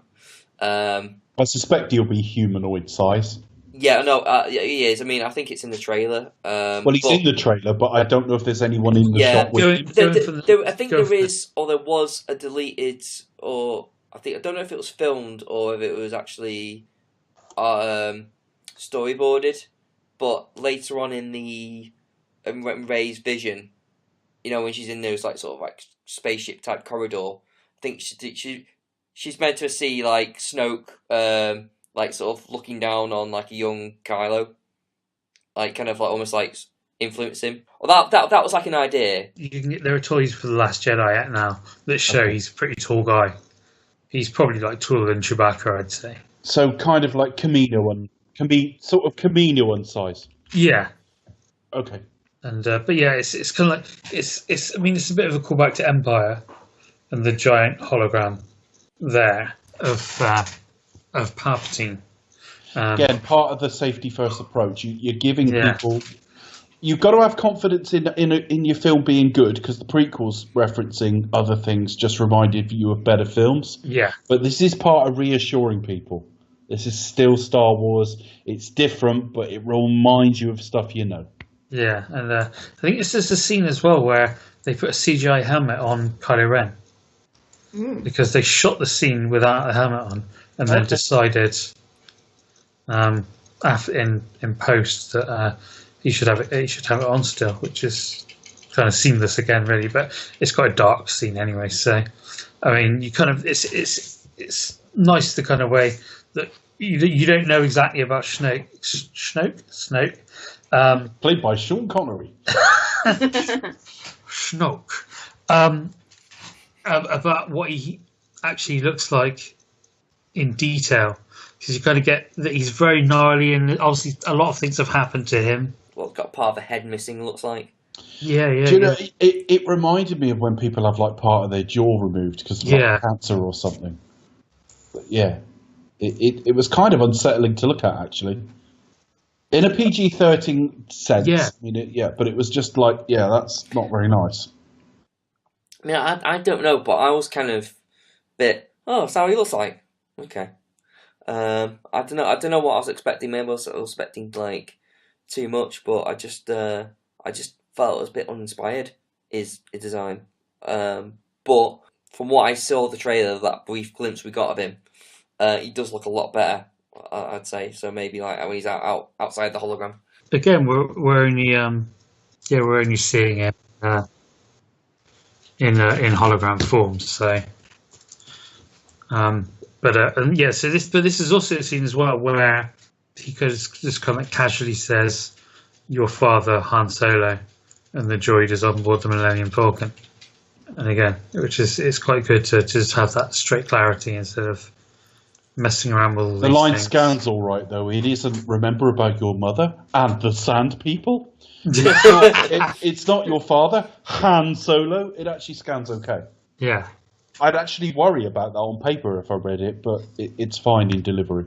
And then again, you're going back to myths and legends about Luke, and kind of like you're Han Solo, what, the smuggler, the general, and then it's kind of like the idea that all these myths were true. Yeah, it's all true, all of it. Yeah. We actually, he's in the sort of map, isn't he, as he's saying that as well. Yeah. It's quite a nice shot. Absolutely. And then he takes them to Takodana with Maz. And again, it's really nice. It's a really nice shot, kind of just showing the Falcon going in, and all the green, and kind of Rey. Rey is kind of overcome. And she says that long as I never knew there was this much green in the entire galaxy. Or she's never seen, but she's literally seen sand. Yeah, again, we don't know if she's got any memories pre being dropped on Jakku, because she's not a baby when that happens. But yeah, certainly she's been looking at a completely uniform, barren environment for decades. And again, this is the cantina in a new form. It is, very much. It's a cantina in a new form, and it's vaguely Yoda in a new form as well. Exactly, although not inside the Jedi faith. Maz, played by Lupita Nyong'o. Yeah. Who has a hard-on for Chewie. Where's my boyfriend? I love that. That's almost like when you were a kid, though, and one of your mum's friends says that. It's almost a little bit... It's a bit embarrassing, but also a bit... Yeah, they don't genuinely fancy you. I mean, she might do, who knows? But I think it's... They say that just kind of pick It's just a playful thing she's got with him, probably. She reminds me a little bit of like... I know, it's just how she says, like, oh, where's that Wookiee? As if to say, like, I want to fuck him or something. Possibly. Like, I kind of wouldn't, I don't know what sort of. She reminds me a little bit almost of like Yoda or somebody from that similar kind of creature, because she's like 1,000 years old or something. So she's been running the watering hole for 1,000 years, and she's not. I don't know. She's obviously like force sensitive, although she doesn't use it, but she knows a lot about it. I like the idea of the force being there, but this idea that was kind of the kind of original films had it, and the idea of the force of being this whole field, this whole made up of all living things, and then in the prequels it was kind of, these people are all special because they've got the force, and there's nothing else, but it's got this kind of intermediate thing where they're sensitive to it, they know about it, but they're not actual Jedi. We get that in Rogue One as well. Yeah, exactly. Yeah, you don't have to be a Jedi to have something of the Force about you. And actually, being a Jedi is only one way to interface with the Force. Yeah, it's only one interpretation of the Force. I quite like that. Not one interpretation of the Force is the Force. Yeah, but it's one worldview reaction to it. Whereas in Rogue One, we'll meet a character who's got a different way of channeling it. Well, I just like how it's opened up like the Force to people who aren't necessarily Jedi. It's like, just because you're kind of like spiritual of the Force doesn't mean to say, well, it's exclusive to Jedis. Yeah, I agree. Now, when we get to Rogue One, a lot of what he's doing is very similar. I mean, it's just not a lightsaber. It's just a different way of fighting. You're still channeling the Force and seeing things before they happen and all the rest of it. But it's just that bit of variety. I like it. And again, it's coming into it as more like a religion than a more. But it's also more what Yoda should have been. Exactly. In that, all right, she's not a Jedi, or at least at this point, we don't think she is. Well, she isn't. I was just thinking we may find out more next time, but I can't imagine we're going to find out she's a Jedi because we've got The Last Jedi. Yeah. But to commune with the Force is not necessarily to respond as a Jedi in terms of lightsabers and all that sort of thing. Yoda should have been above the fray, and she's kind of above the fray. Yeah. And I just also like Lupita Nyong'o. I think she's really good. Yeah, she's brilliant in this, isn't she? She was on set, but off behind sort of a screen doing mocap. So she was in the scene with people, and they were able to capture a version of it in real time. I think that's interesting. So she was making all the right movements, and she could see the performances she was playing off. So it works so much better, doesn't it, I think, rather than acting to a tennis ball or something. Generally, although there's a bit of that in this. Yeah, she has a general gravitas and presence of an actress who is probably more seasoned. I mean, I don't know how old she is. She's an old soul. Yeah, she's an old soul. But yeah, I don't know how old. Nyong'o's not that old. No, I mean, I think she's only in her 30s. Is she? I don't know. I'm going to look her up now. But sure you will, Dave. No, you mean she's kind of got. Has like gravitas that she's done a lot of things before, but she's kind of relatively new to. She's 34 at the time this was released. She was 32. Yeah, so at that age, for someone to come out and sort of have a presence of someone who's twice her age and who has all the experience in the world, it's almost like acting royalty coming on screen, or in a manner of speaking. It could have been played by like Dame Maggie Smith. Yeah. Or something like that. I'm not saying that would have been right for it. Yeah, because it needs to be a bit more exotic than that. Yeah. But in terms of gravitas and the age you're trying to evoke in our minds, it could have been like one of those. Mm. I'm glad it wasn't, but it could have been. Finn is found out. Finn admits it, and he wants to leave as well. He's scared. This is where we do get some character, Chris, because. I totally. It's not necessarily the characters; it's the arcs. Okay. No, but I mean, he does have somewhat of an arc. But anyway, they're grassed up, aren't they? They're grassed up by one of the patrons in the bar. But in the meantime, she goes down Does she? Hearing. Yes. No, she goes, yes. she hears, now, this child's is the voice. first time she hears a child's voice, which I don't know if that's meant to be her, as in to evoke a feeling of destiny, like you've been destined. Yeah. Now I know when she goes down, she finds the lightsaber. As soon as she touches it, we get this sequence that we can go into. But just skipping to a later part in it, the very last thing is I didn't even hear this voice. I kept hearing this was in the film, and I never picked it out until tonight. Ewan McGregor. Yeah. Ewan McGregor says her name. It's not. It's partly, isn't it?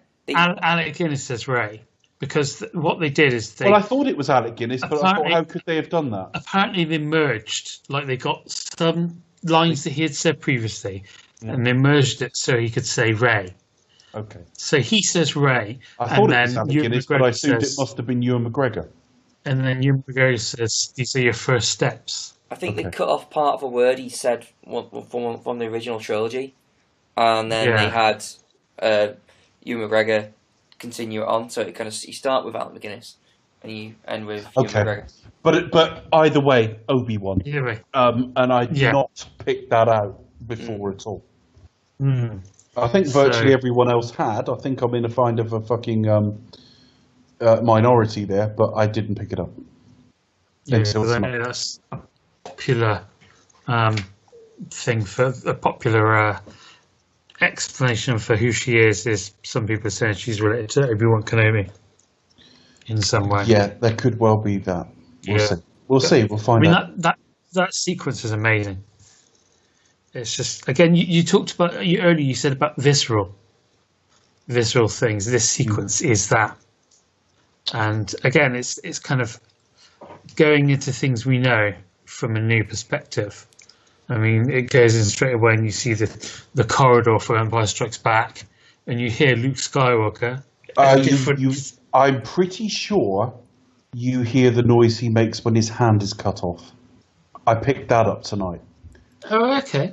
I'm pretty sure, and again, it's the first time I've heard it. So you hear at one point a scream, and I think that is Luke when his hand is cut off on Bespin. It won't surprise me because that was the last time that lightsaber was in his hand. Yeah, because do you hear him say no as well from when he said, "I am your father"? I didn't pick that up, but it could have been. It could have been. Yeah. The scream's kind of similar, actually. Yeah, in fact, it could have been. Maybe it was the no then. Because what I took was that, and that kind of bridged it from that sequence that we'd already knew to where she was thrown into what presumably is the Jedi Academy being set upon by Kylo Ren. Is that what that is? I never really picked that up. Yeah. I'm going to need this in context of the next film, I think. Because there's a shot in the trailer of the next film as well, which was very similar with Luke next to R2. Yeah, see, I saw that, and I know something was going on. I never picked up it was like whatever Jedi type academy it was. Yeah, because it was the Knights There's a lot to unpick in this. There is a lot absolutely, to unpick in this. I was only thinking tonight, I would like to come back to this when the trilogy is in place. Yeah. And you go, well, that was that, and that was clearly that. Some of it might be foreshadowing, so they'll shoot full versions of certain bits of this. Yeah. Some of it is clearly looking backwards. And some of it obviously is looking forward within this film. Because you've got the forest later. Yeah, absolutely, yeah. It freaks her the fuck out. She wants nothing to do with it. Yeah, understandably. Yeah. But again, this is kind of another part of her journey where she's obviously being affected by these things. There's obviously something inside her, but she's in total denial because all she wants to do is go back home. Again, there's a fear of the Force in this. Yeah. Film. I think you could say that is the ultimate thing, what's really keeping her in Jakku, why she really wants to go back there, why she wants to stay and wait, because deep down inside, she doesn't want to. Deep down inside, there's something that she doesn't want to tackle. She doesn't want to take it on. I don't think she knows it herself. So it's all coming like it's all coming all out at once, going like, what's going on, whether so and that's actually a word I said.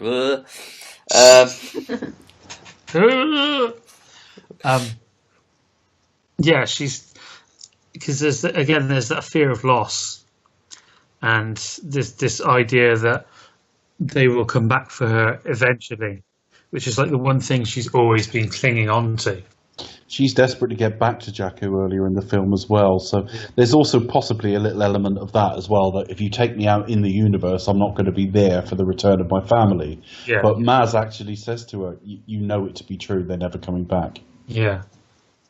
So, I wonder if Maz knows something as well. Possibly. Well, he does ask Han. Like Han does seem to be clued into somewhat who she is, a little bit. I don't know. It's very kind of. I don't know. I don't know. Really, I don't know about Han, but the way she mentions Luke as well is as if she knew him, or as if she had some contact with him. Yeah. Where she says that was Luke's, and it was his father's before him. Yeah, So, it wasn't like, this is Luke Skywalker. She's asked her, that's the story for another time, how she ended up, she says. Yeah. And of course, that was the original idea, wasn't it? That it was going to be the lightsaber that was going to be the MacGuffin. Right. And because the original shot was going to be like the hand with the lightsaber drifting in space, wasn't it? Yeah. So Rey runs off, followed by BB-8. And then Finn goes off, and then Starkiller Base's Starkilling. Starkiller Across the universe. Quite well named when you think about it. Before we get that, I just want to quickly mention the interaction that Rey and Finn have, because when Finn's like sort of trying to convince Rey to come with me, no one's ever looked at me. The moment I saw you, no one's ever looked at me like you ever did. And I was thinking, what, like looking aggressively at you, holding a staff to your face.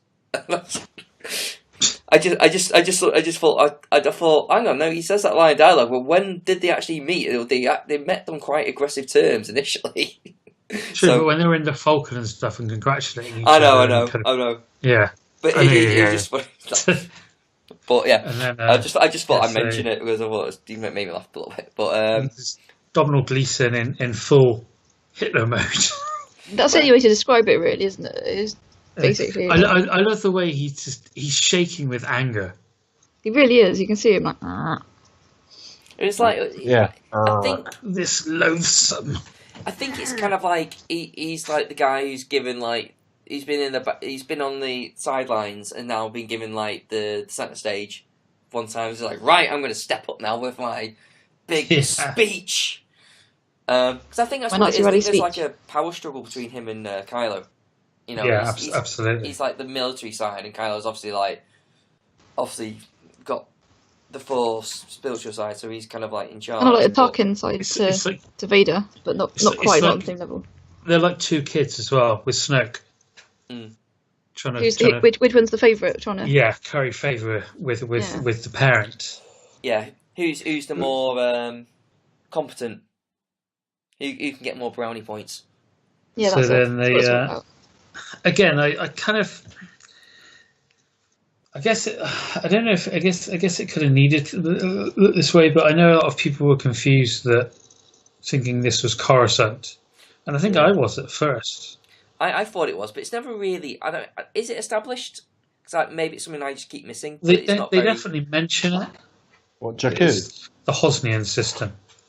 Oh, sorry, Coruscant. Sorry, they say at one point during his speech, he talks about the Republic and how in a distant star system a long way from here, it's doing whatever. Yeah. So if the new Republic has been set up on Coruscant, then that establishes we're a long way from it. We are certainly a long way from the seat of government. So yeah, it's not Coruscant. No. So what? It's just like a random planet. But it's not named planets within the film. So its backstory, extended universe, and also the implication of what the character says in his speech, on the assumption that the center of government is still in Coruscant. Okay. If that's the case, we are definitely a long way from it. But that makes that assumption. But I think in novelizations and all that, we're told it's something different. Yeah, I think because it's called the Hosnian system, but I thought there was a line somewhere where it kind of vaguely mentions it, like about what happened to the Hosnian system or something like that. Right. But it isn't anyway. It can basically blow up a whole system. Yeah, and it's within sight of where they all are, so they all get to see it. Yeah, and then they're under attack. And Finn fights a stormtrooper, and it's just a little bit of a battle, isn't it? Yeah. Because he again, he's given the lightsaber to defend himself, and he does pretty badly, to be honest with you. He has a go, especially with his traitor. I mean, they've kind of like the promotion for this film kind of like misdirected the whole thing. It's sort of like, Finn's going to be the Jedi because the whole idea of him, maybe the Force was the thing that awoke him from his stormtrooper ways. Kind of like, well, where am I? Maybe it did. Well, yeah, it could be. But, I mean, it did occur to me during this film, there are degrees of Force sensitivity, if we take all of the films as canon. There's nothing to say he's not Force sensitive too. Mm. Just occurred to me during this fight, because he fights twice with the lightsaber. Yeah. The first time, he kind of gets away with it and sort of wins. Sort of. But the second time he gets beat, but he gets beat by, like, the lead villain in the film. Yeah. So, no disgrace in that. He's not completely lacking in any ability. When you think about it, you think about the last time like a main character who wasn't a Jedi handled a lightsaber. Han used it to open up the Tauntaun. Mm.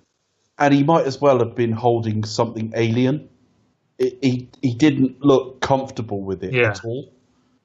Finn looks relatively comfortable holding it. I guess because he's had combat training of some kind. Yeah, those the things they were using in. Yeah. I don't necessarily think he is, but it's not definitely written off that he could be Force sensitive himself to some degree. Yeah. And plus, he's a lot more he feels a lot more comfortable with a blaster. When as soon as he gets his gun, he's like, "Oh, I can use this." Exactly. Yeah. And it's I quite like the way the Poe is reintroduced, and all the X-wings kind of coming over the lake. What a guy! It's a bit Ace from a styly. Had his highlights done. Took me a clipper. This is the bit where he does that. There's that sort of like there's that shot that just follows him, and he just sort of like just takes out like a few TIE fighters, just like in this, doing like doing some sort of ridiculous maneuver, and Finn just sort of go, "No, that's what a good pilot or whatever." I always just feel like I want him to say, "What a guy." I'll be on Jakku covered in Tara Masalata. I'm strictly butter side up.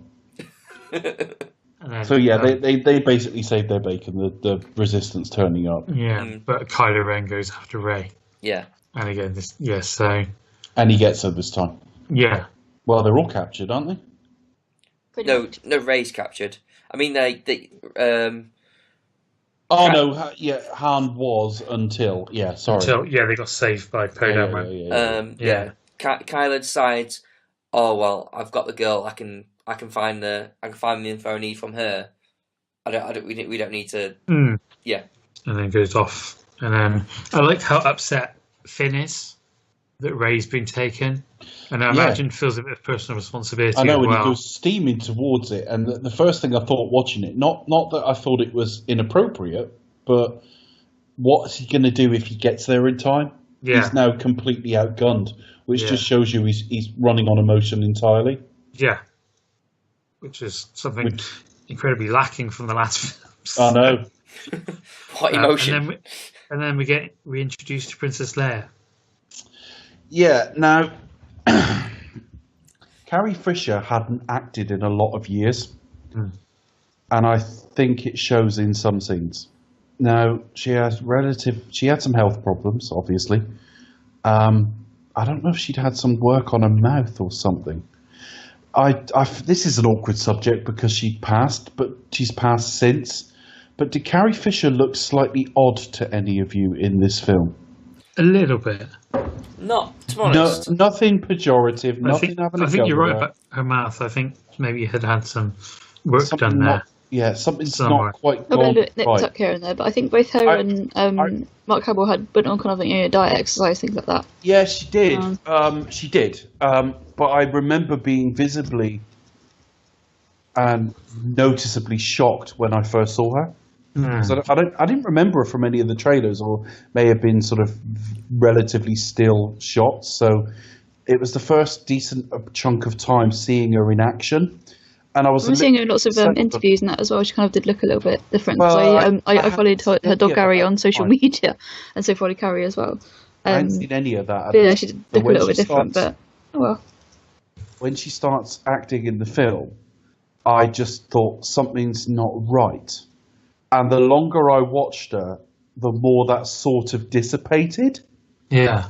But certainly in that first scene, it was like, oh God, she really doesn't look well. I know what you mean. I think a lot of it is age. I think had we not had this huge gap and maybe had a few films between that and see some sort of aging happen progressively, it wouldn't come across as off-putting as it does. But yeah, that's what I think it is. I think it's because we had such a long gap since Return of the Jedi that she's changed dramatically. Yeah, it's just like I think it just feels a bit unnatural. Had we seen her in like some sort of stage in between that, or some? It wasn't that she was the pretty young princess anymore. It's none of that, and I don't mean to be nasty. Just something wasn't quite right. And had you said to me after the first film she won't appear again, and I don't mean through the reasons that had happened, I'd have been okay because she didn't look quite right in that film anyway. Obviously, that's all been turned on its head now because she's passed, and now counterintuitively, I really miss her now. It doesn't help that Harrison Ford ages quite well. Yeah, I mean, it's not that she's not a looker or anything like that. It's just something about her mouth and visibly a slight nerves that I think I can see unsettles me slightly. But then she hadn't acted in a very long time, whereas Harrison Ford has kept himself busy. Yeah. You know, maybe not as much as he once was, but Harrison Ford's still a busy working actor. She wasn't at this stage. But we also get like the introductions of 3PO, and probably my favourite 3PO scene. What, where he's just stood right between them and totally not clued in? Yeah, just sort of like, oh, Han Solo! It's like, oh, sorry, I was in a moment. You may not recognise me because of my red arm. Only time I found him funny. Yeah. I didn't know who he was until he said he was 3PO and he had a red arm. Well, you know, these 3PO units always look alike, don't they? Racist. I thought Carrie Fisher and Harrison Ford kind of slipped into their roles pretty well with each other, and that was really nice to Having see. said what I've just said, their interplay is still really good. Yeah. These two had it. They just did. And then they go back to their base system and then discuss what to do with the giant. This is the Death Star. This is Starkiller Base. Yeah, I like how the film goes meta. We're basically sort of like, so it's bigger. Yeah. And then, meanwhile, Rey is being interrogated by Kylo Ren, and it's the first time we actually see him without the helmet. I suppose one thing we haven't discussed is his little talk with Darth Vader, or Darth Vader's helmet, more accurately. Yeah. I will finish what you started. But he talks about his insecurities. He talks about, the light side calls to me. In his upside down world, that's wrong. You know, he's being dragged away from what he's considering the right path. So yeah, I kind of liked that scene. Again, I'm the same as with the lightsaber. I was like, where'd you get that then? Well, he flew down to Endor and. Sorry, which lightsaber? Luke's lightsaber. It's like we don't know where that we don't know how he got hold of it. I'm just saying, both that and the helmet. It's like, well, it's always that tension between not knowing enough and not knowing too much. Yeah. Perhaps we don't need to know, but I am curious. Yeah. So yeah. Eventually, the gist is they've got to. Han ends up going with Finn to Starkiller Base. Finn goes because he says he can get like the shield down, is it, or something? Yeah. Which turns out to be rubbish. Where does Rey's there, obviously. Yeah, so Rey starts turning everything back on Kylo. Yeah. Yes, he's doing his thing. And I'm guessing because he talks about the island, so I'm guessing that's Luke's island. Yeah. So it's obviously visions she's had herself. If you can pick that up from her mind, which again is showing where she's all interconnected with the Force. And then she starts reading his mind and pushes it back on him. And that kind of shocks him because he's never had anyone do it. I'm guessing he's never had anyone do that to him before. Well, the only one who would have been as strong with the Force would have been Luke, because Luke was trained in a new generation. And it's certainly implied, if not said outright, that Kylo was the most talented pupil, which is quite possible because he's got the Skywalker bloodline. Exactly. Rey will have been a shock to him. And given the Jedi are kind of a myth by this point, it's almost like there aren't even people that are incidentally strong with the Force. So he won't have encountered this at all. And it does kind of unsettle him. She's also guarded by James Bond. Yes. She is. This, for me, is the best scene in the film. Well, not really. Not really. There are better scenes. I just wish there'd been one with a stormtrooper with an arched eyebrow. That would have been so much fun. That would have been amazing. When they opened that new Roger Moore stage at Pinewood, I really wanted them to have an arch off to one side. Yeah, literally above, like, where it says Roger Moore. Yeah, because it's Roger Moore, just like a little arch on the roof off to one side. That would have been amazing. But yeah, so Daniel Craig is the stormtrooper that's guarding her, that she might Jedi mind tricks into releasing her. Yeah. I recognise the voice. I recognise the walk more than I recognise the voice, actually. But when he walks off and drops the gun, that's very, very Daniel. That is, you know, it's him, definitely. Yeah. So. And I'm dropping the gun. Yeah, but and I'm going to drop the gun. Yeah, but it's another one of them things where, like, all of a sudden she's master at what it's called, Force. Jedi mind trick. That's the one, yeah. But she's not. It takes her a while to get it. And again, I get the sense that she is, and he says she's testing out her powers. Her powers are growing now, and so I guess for me, she's kind of pulling, and I'm guessing. Well, for me, again, this is something that could be answered in the next film. I don't know, but it feels like there's something there. It's like auto memory. Yeah, like she's been trained to some degree, and for whatever reason, she's been kind of wiped, so she can't remember much other than Jakku, really. Yeah. I mean, that's what I think as well. It's going to be like the Winter Soldier. There'll be a sequence of words in the next film. Yeah. Tauntaun, Wampa. So she gets free. Meets up with Finn. They're going to break her out and they see her like sort of doing just fine. Yeah, and they do Captain Phasma. Oh yeah, Phasma's amazing. We haven't spoken about her. Well, she's not really used much in this. Yeah, another one you where don't see much from her. It's the voice. It's the voice again. I mean, partly it's the chrome outfit, but again, it is slightly processed. But you recognise the actress's voice, and because of the process, she's Silver. We didn't see that before. Great voice, I love it. But yeah, I mean, I can't wank off about the character. They don't use her. Not really. No, it's such a shame. She's a bit kind of like intimidating to John Boyega at the start of the film. Yeah. at this point, she rolls over quite easily. So, in all honesty, I don't mean to be rude, Becca, but I disagree. She's not amazing. She's a wasted opportunity. She could be amazing, but we know she's in the next one, so let's see. It's purely because she's silver. I just think that's really cool. I think she's maybe like a Boba Fett type. Maybe, I don't know.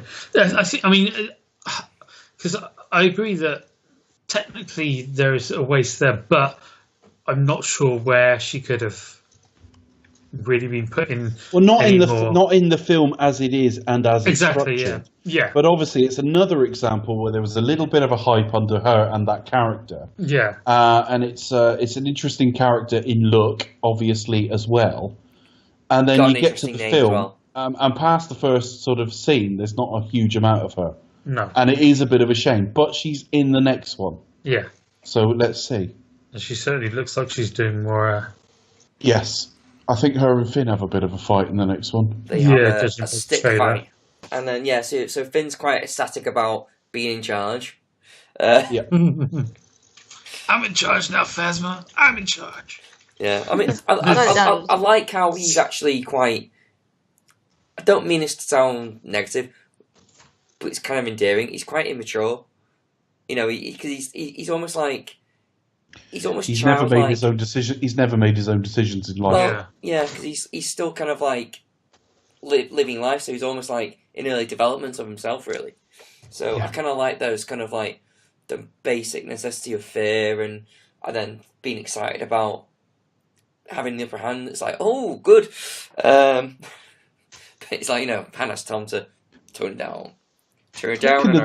Talking to the next film for a minute, how fucking cool is the Last Jedi Elite Guard? I know, yeah. They look really samurai. Fucking brilliant. They're awesome. Yeah. Speaking of future Star Wars, I have breaking news. Ren Johnson. Who's the director? Is it Rian Johnson? Rian Is Johnson. this what Dave sent to us about an hour ago? Oh, I did miss it. I'm sorry. No, oh, right. I thought he was just trying to claim it. I thought he No. not fucking claim it. I literally just came up just looking at my phone, going, "Oh, what's this?" I looked at news, so I missed it. But so go on, Dave. Non-Skywalker trilogy. He's going to be creating, and he's also going to have input into a TV series, a live-action TV series, which is going to go on the new Disney streaming service. Finally, because they're pulling all the Marvel stuff off onto their own streaming. Milk that cow. I'm guessing they're happy with The Last Jedi then. So we're going to have a streaming service for every studio. They should have a streaming service for every program. It costs £1,700 a month. Bloody hell, it's going that way, isn't it? Because I think, to be honest, I would expect. Yeah, but I mean, at the moment in this country, I mean, I know it's slightly different in the United States because you've got CBS All Access and Hulu and all the rest of it. But I mean, here you're still looking at Amazon HBO Prime, as well, Netflix. Yeah, so here you're looking at Amazon Prime and Netflix outside of cable offerings, and if you add Disney to that, so be it. It's not like they're short of content. No. So yeah, I mean, I don't want a streaming service for every studio, but if there was a company out there that could justify having a fucking streaming service, Disney's one of them. Yeah. So fair play. If it's another £10 a month on top, that's fine. But the good thing about streaming services is you could literally just do 1 month on one and then switch to another. Yeah, of course you can. If you can be that bothered. If there was a particular series you liked. Yeah. On Netflix, say you only liked Narcos or something, you just buy it when it's there, if you wanted. But I tend to leave it running now. But that's the breaking news at the moment. So yeah, they're on Starkiller Base, and Finn and Rey are back together. We must be getting to the point where Han happens across Kylo. Yeah, because he's made a promise to Leia to bring him back their son, which is basically a death sentence. Yeah, so they make because they should have threatened to cut off his pocket money. That would have brought him into line. They start the attack, don't they, with the X-wings? But they, which is a damp squib. That's the one bit of the film where I think the copying of Episode 4 doesn't really work. Because they head into that kind of trench thing. It's over. It feels like it's over in seconds. There's no challenge there. It's something that just has to be done. Yeah. There's a little bit of Jedi as well, with like I'm waiting for them to open up the access so they can actually destroy it. Yeah, so because he realises that they can't get in there, so they go back in there and go to blow it up, and that's where he meets Ben. This seemed to traumatise my screenings. Not with me, but the audience I watched this with were Did it go audibly. gasp? There was a bit of a gasp, but you know when you got that slightly unsettled, everyone feels a bit queasy, Yeah. and you can almost feel it in the air. I don't know how much of that is like Did senses you not we all have do we like don't a Darth Vader understand. no? It's there. It was there in the air that Little Han spidey Solo had been sense. killed. Yeah. It's like shit. No, I was really surprised by that. I kind of knew somebody was going to come in. It was very likely be Han, but I was still like, oh, a little bit. I was like, oh, okay, But yeah, I don't know. As I tried to avoid any spoilers as much as I could, I guess, apart from Daniel Craig being in it. And yeah, I was still like, oh, okay. I think it's nice to see so much kind of depth in Kylo, and to see that kind of thing played out with a villain. It was almost at this point you could almost feel he wanted a cuddle from his dad. Yeah. Almost. And that kind of touched something in me. So I think it found all serves that Kylo more more than upsetting than the serves Han. character we don't. What's that? I Sorry? think it serves Kylo characters as opposed to Han. Yeah. Oh yeah. I think this scene does generally. I mean, but the people I were watching it with were traumatized. Han Solo had clearly just been killed. I was more upset by Ben interacting with his father. Now that might say more about me, my history, my life. I don't know, but that's what I responded to. Because I think that's what the film. I want to say that's what the film goes for. Although at least that's what the story establishes. Because I don't think there's much earned in terms of Han's death, really. So I think in terms of for Ben's character or Kylo's character, it's more you relate to that because there's so much more invested in that rather than like Han just showing up and then just getting killed, really, because there's not much. There's not much for his character to really do. Really, he's just really kind of like just been along for the ride, so to speak. But you can sense the regret from him. Yeah. For not being there. Yeah, definitely. And there's almost a kind of him playing that part in him, especially since he was reluctant to even try and bring him back when Leia was asking. So it's kind of him owning up to himself and recognizing that he had not been the father he should have been, and that coupled with Kylo is I found really powerful. So we're getting towards the end now, aren't we? Really, the planet's under attack, or the starbase is under attack. Yeah, Chewie goes into badass mode and just got as soon as his hand dies and just starts shooting the shit out of everyone, and then just a little touch, like just sort of just casually just starts running along and then just presses the detonators. But the planet is obviously now unstable and starting to come apart, which meant when Kylo and Rey had a fight later, I was expecting, I have had enough of you. I just kept getting that in my head. But we effectively, Kylo sort of happens killed my son. on them in the woods. He's injured. He's injured by Chewie, I think, isn't he? Yeah, So and he keeps knocking that wound almost to almost motivate himself, power himself up. I like that. He slashes away. He has a bit of a fight with Finn to start with, and ends up sort of slashing him across the back. It's quite cool when he uses the guard. Yeah, on his shoulder. Yeah, and Boyega played that really well because that scream sort of grew. It's really as painful. The pain was growing. Yeah, and then obviously the lightsaber gets knocked into the snow and it gets called to Rey. Yes. Yeah, and this is kind of what I mean by Finn, really. I think Finn gets kind of underserved. I think it's not that he doesn't have an arc, he does. it's just the fact he never got his big moment. That's what I meant by it, really. He never got I think his big moment was meant to be the first time he switched it on in the previous action scene.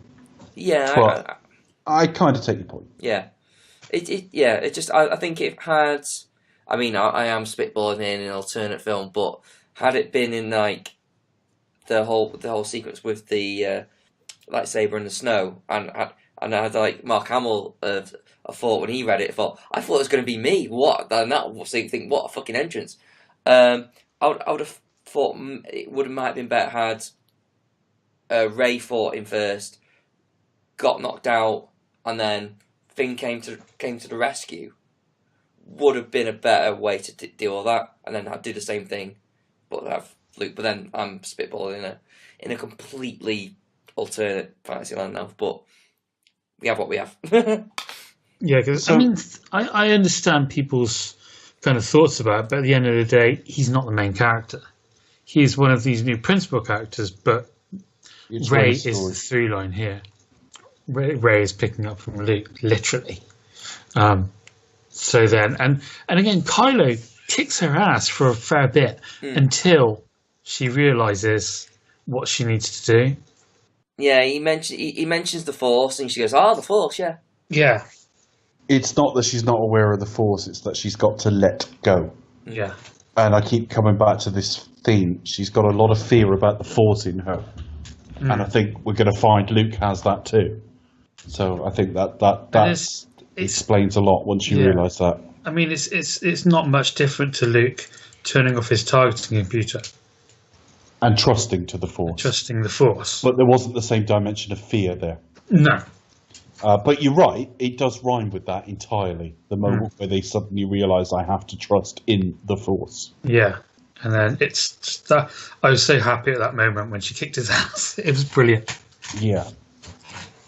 Well, I'm glad he's still alive to sort of go again, though. Oh, yeah, of course, yeah. Definitely. But I think we've got really 4 strong leads here. And that's pretty much it, isn't it? In terms of, I mean, obviously we've got a little bit more to come, but that's it for Starkiller Base, really. It's blowing up. She beats Kylo. I mean, everyone has a chance to evacuate. Finn is injured, but he's alive. They get him out of there. Poe has managed to sort of start off the chain reaction and get out of there, a la episode 4. And so they head back to base, basically. And of course, obviously, Leia realizes Han isn't with them. I think she probably would have known anyway, being Force sensitive. I think we got a cut of us like Force sensing it as soon as that happened. Yeah. And then they obviously are now able to put the whole map together. Yeah. So you know Luke's. I like the shot of BB-8 going up to R2-D2. Yeah. That's really cool. Relative sizes of them as well. BB-8's so little. And so they head off. They head off to find Luke. And would you believe it? He's on Blooming Island. A very small one. There ain't a lot to do on that little one. You might have an underground bit. I don't know. Where is it? Is it somewhere near New Zealand or Ireland? Ireland. I think it's Ireland. Yeah. Ireland. Yeah. Skellig. Yeah. It is. Yeah, this was a reshoot actually because they did it originally with BB-8, and then they decided no, Luke's droid would be there. So R2-D2 was it was comped in. I don't know if it was a reshoot or a CG thing, but they comped him in anyway. And that's it. She offers Luke his lightsaber. He says nothing. We get a sweeping shot that I don't like, and credits. You not like that? I don't like that sweeping shot. It just felt a little bit out of place. I can't really describe it. Once you start seeing enough Star Wars films, occasionally you get a shot, you go, that just doesn't feel right.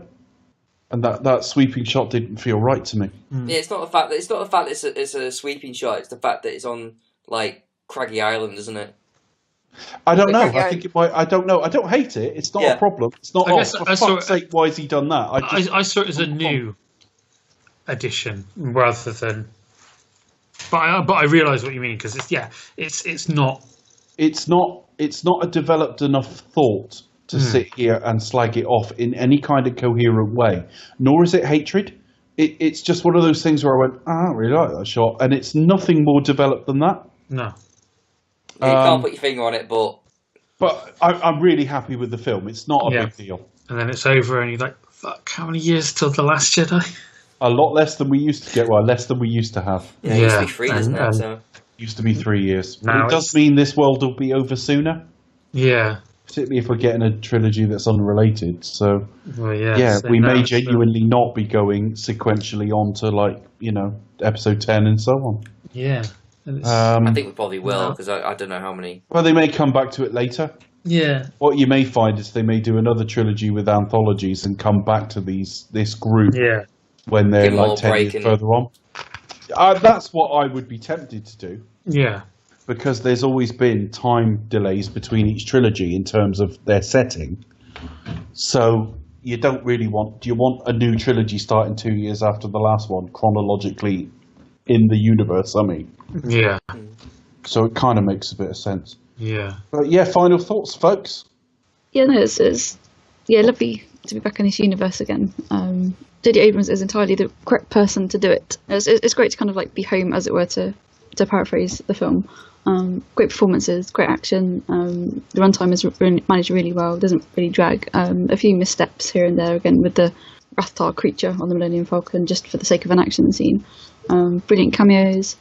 Yeah, this is probably 2015's best Star Wars movie. Star Wars movie. And also set things up The brilliantly. best Star Wars movie of 2015. Of 2015, that year. No, it's, the time is right for the series to come back, definitely. And again, it's a universe that kind of looks worn, it's lived in.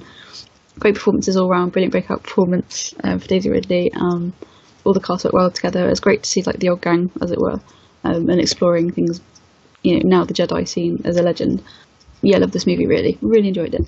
I'll go next. Yeah, I don't mean to be a moaning mini about it, but you know me, I always like pick apart like the good stuff because I want it to be better.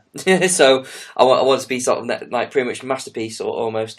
So yeah, I think it's not much I can really say that's already been said. It's very well directed, it's very entertaining, very pacey, so easily watchable. Really good new leads. I'm excited for. Oh no, you are exciting, Chris. Oh, thank you. I am excited. I'm excited for the next film. I'm looking forward to where it might go, and I'm no doubt I'll probably be like proved wrong. Be like, Chris, shut the fuck up. But the only other negative I would say, and it's more of an inkling, more than anything. It's not really a major criticism. It's not something I can really fault. Really, I do think without George Lucas, there is a little bit of a certain DNA missing, and I do worry that we might be facing like an oversaturation of the franchise. But as we stand now, it's in very solid, safe hands, and I'm looking forward to the next one. I don't really. I don't know. When you make a film in 2015, no matter how much you try to make it look like something made 40 years before, it's not going to quite. As much as J.J. Abrams is a very, very talented mimic. To me, it feels like Star Wars. Now, most of the prequels didn't. Now, what constitutes what is Star Wars? Well, whatever the creators say, to be honest with you. So if George Lucas puts out Episode 3 and says this is Star Wars, then it is. But there's no doubt that I think we look at the first three and say, and you say, well, it's missing a bit of that DNA. It's not missing George Lucas. George Lucas had 3 goes at like following up that original trilogy, and they look terrible and they've dated terribly. For the most part, there are exceptions we talked about at the time.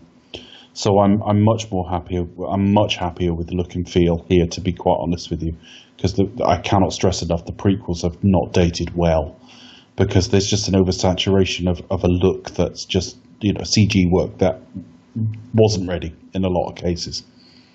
Sometimes it is just standards changing as things improve, but I think a lot of the time there was stuff that didn't look great at the time there. In terms of what this film is, it's a safety first reintroduction, and that's fine. And I'm really just going to leave it with that thought that the first line of this trilogy was, this will start to make things right.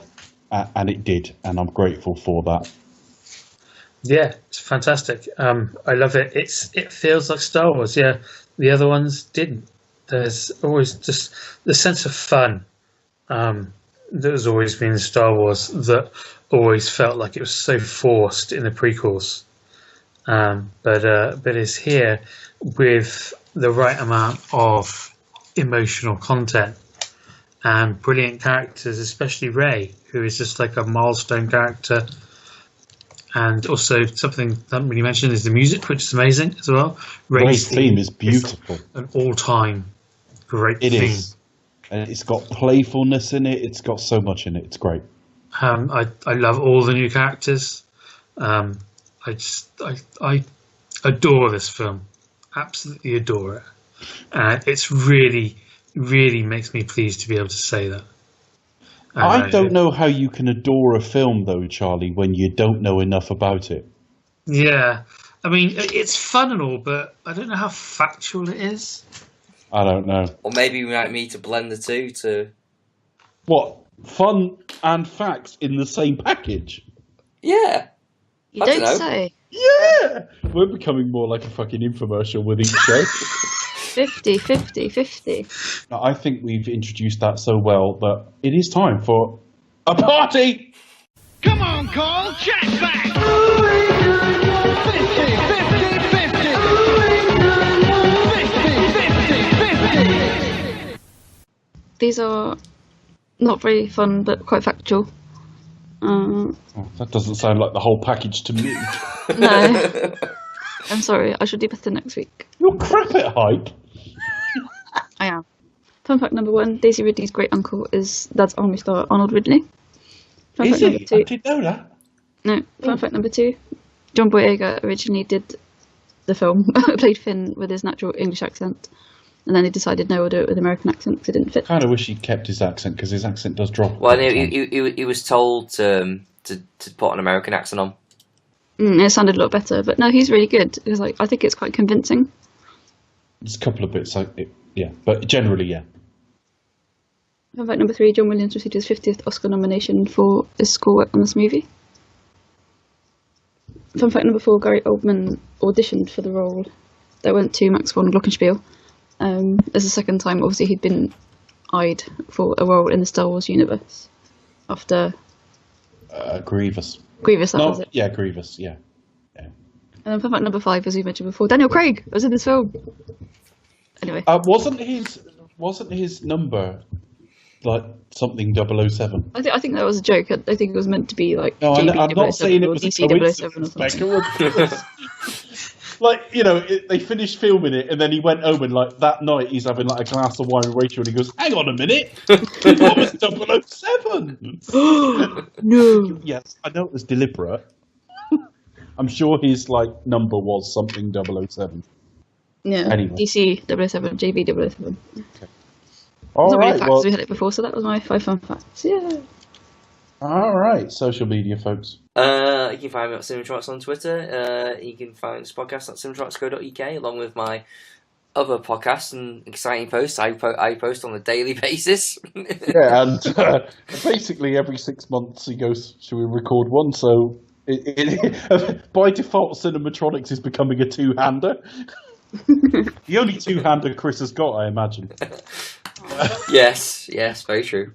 You can find me at the Pasty Kid 1976 on Twitter.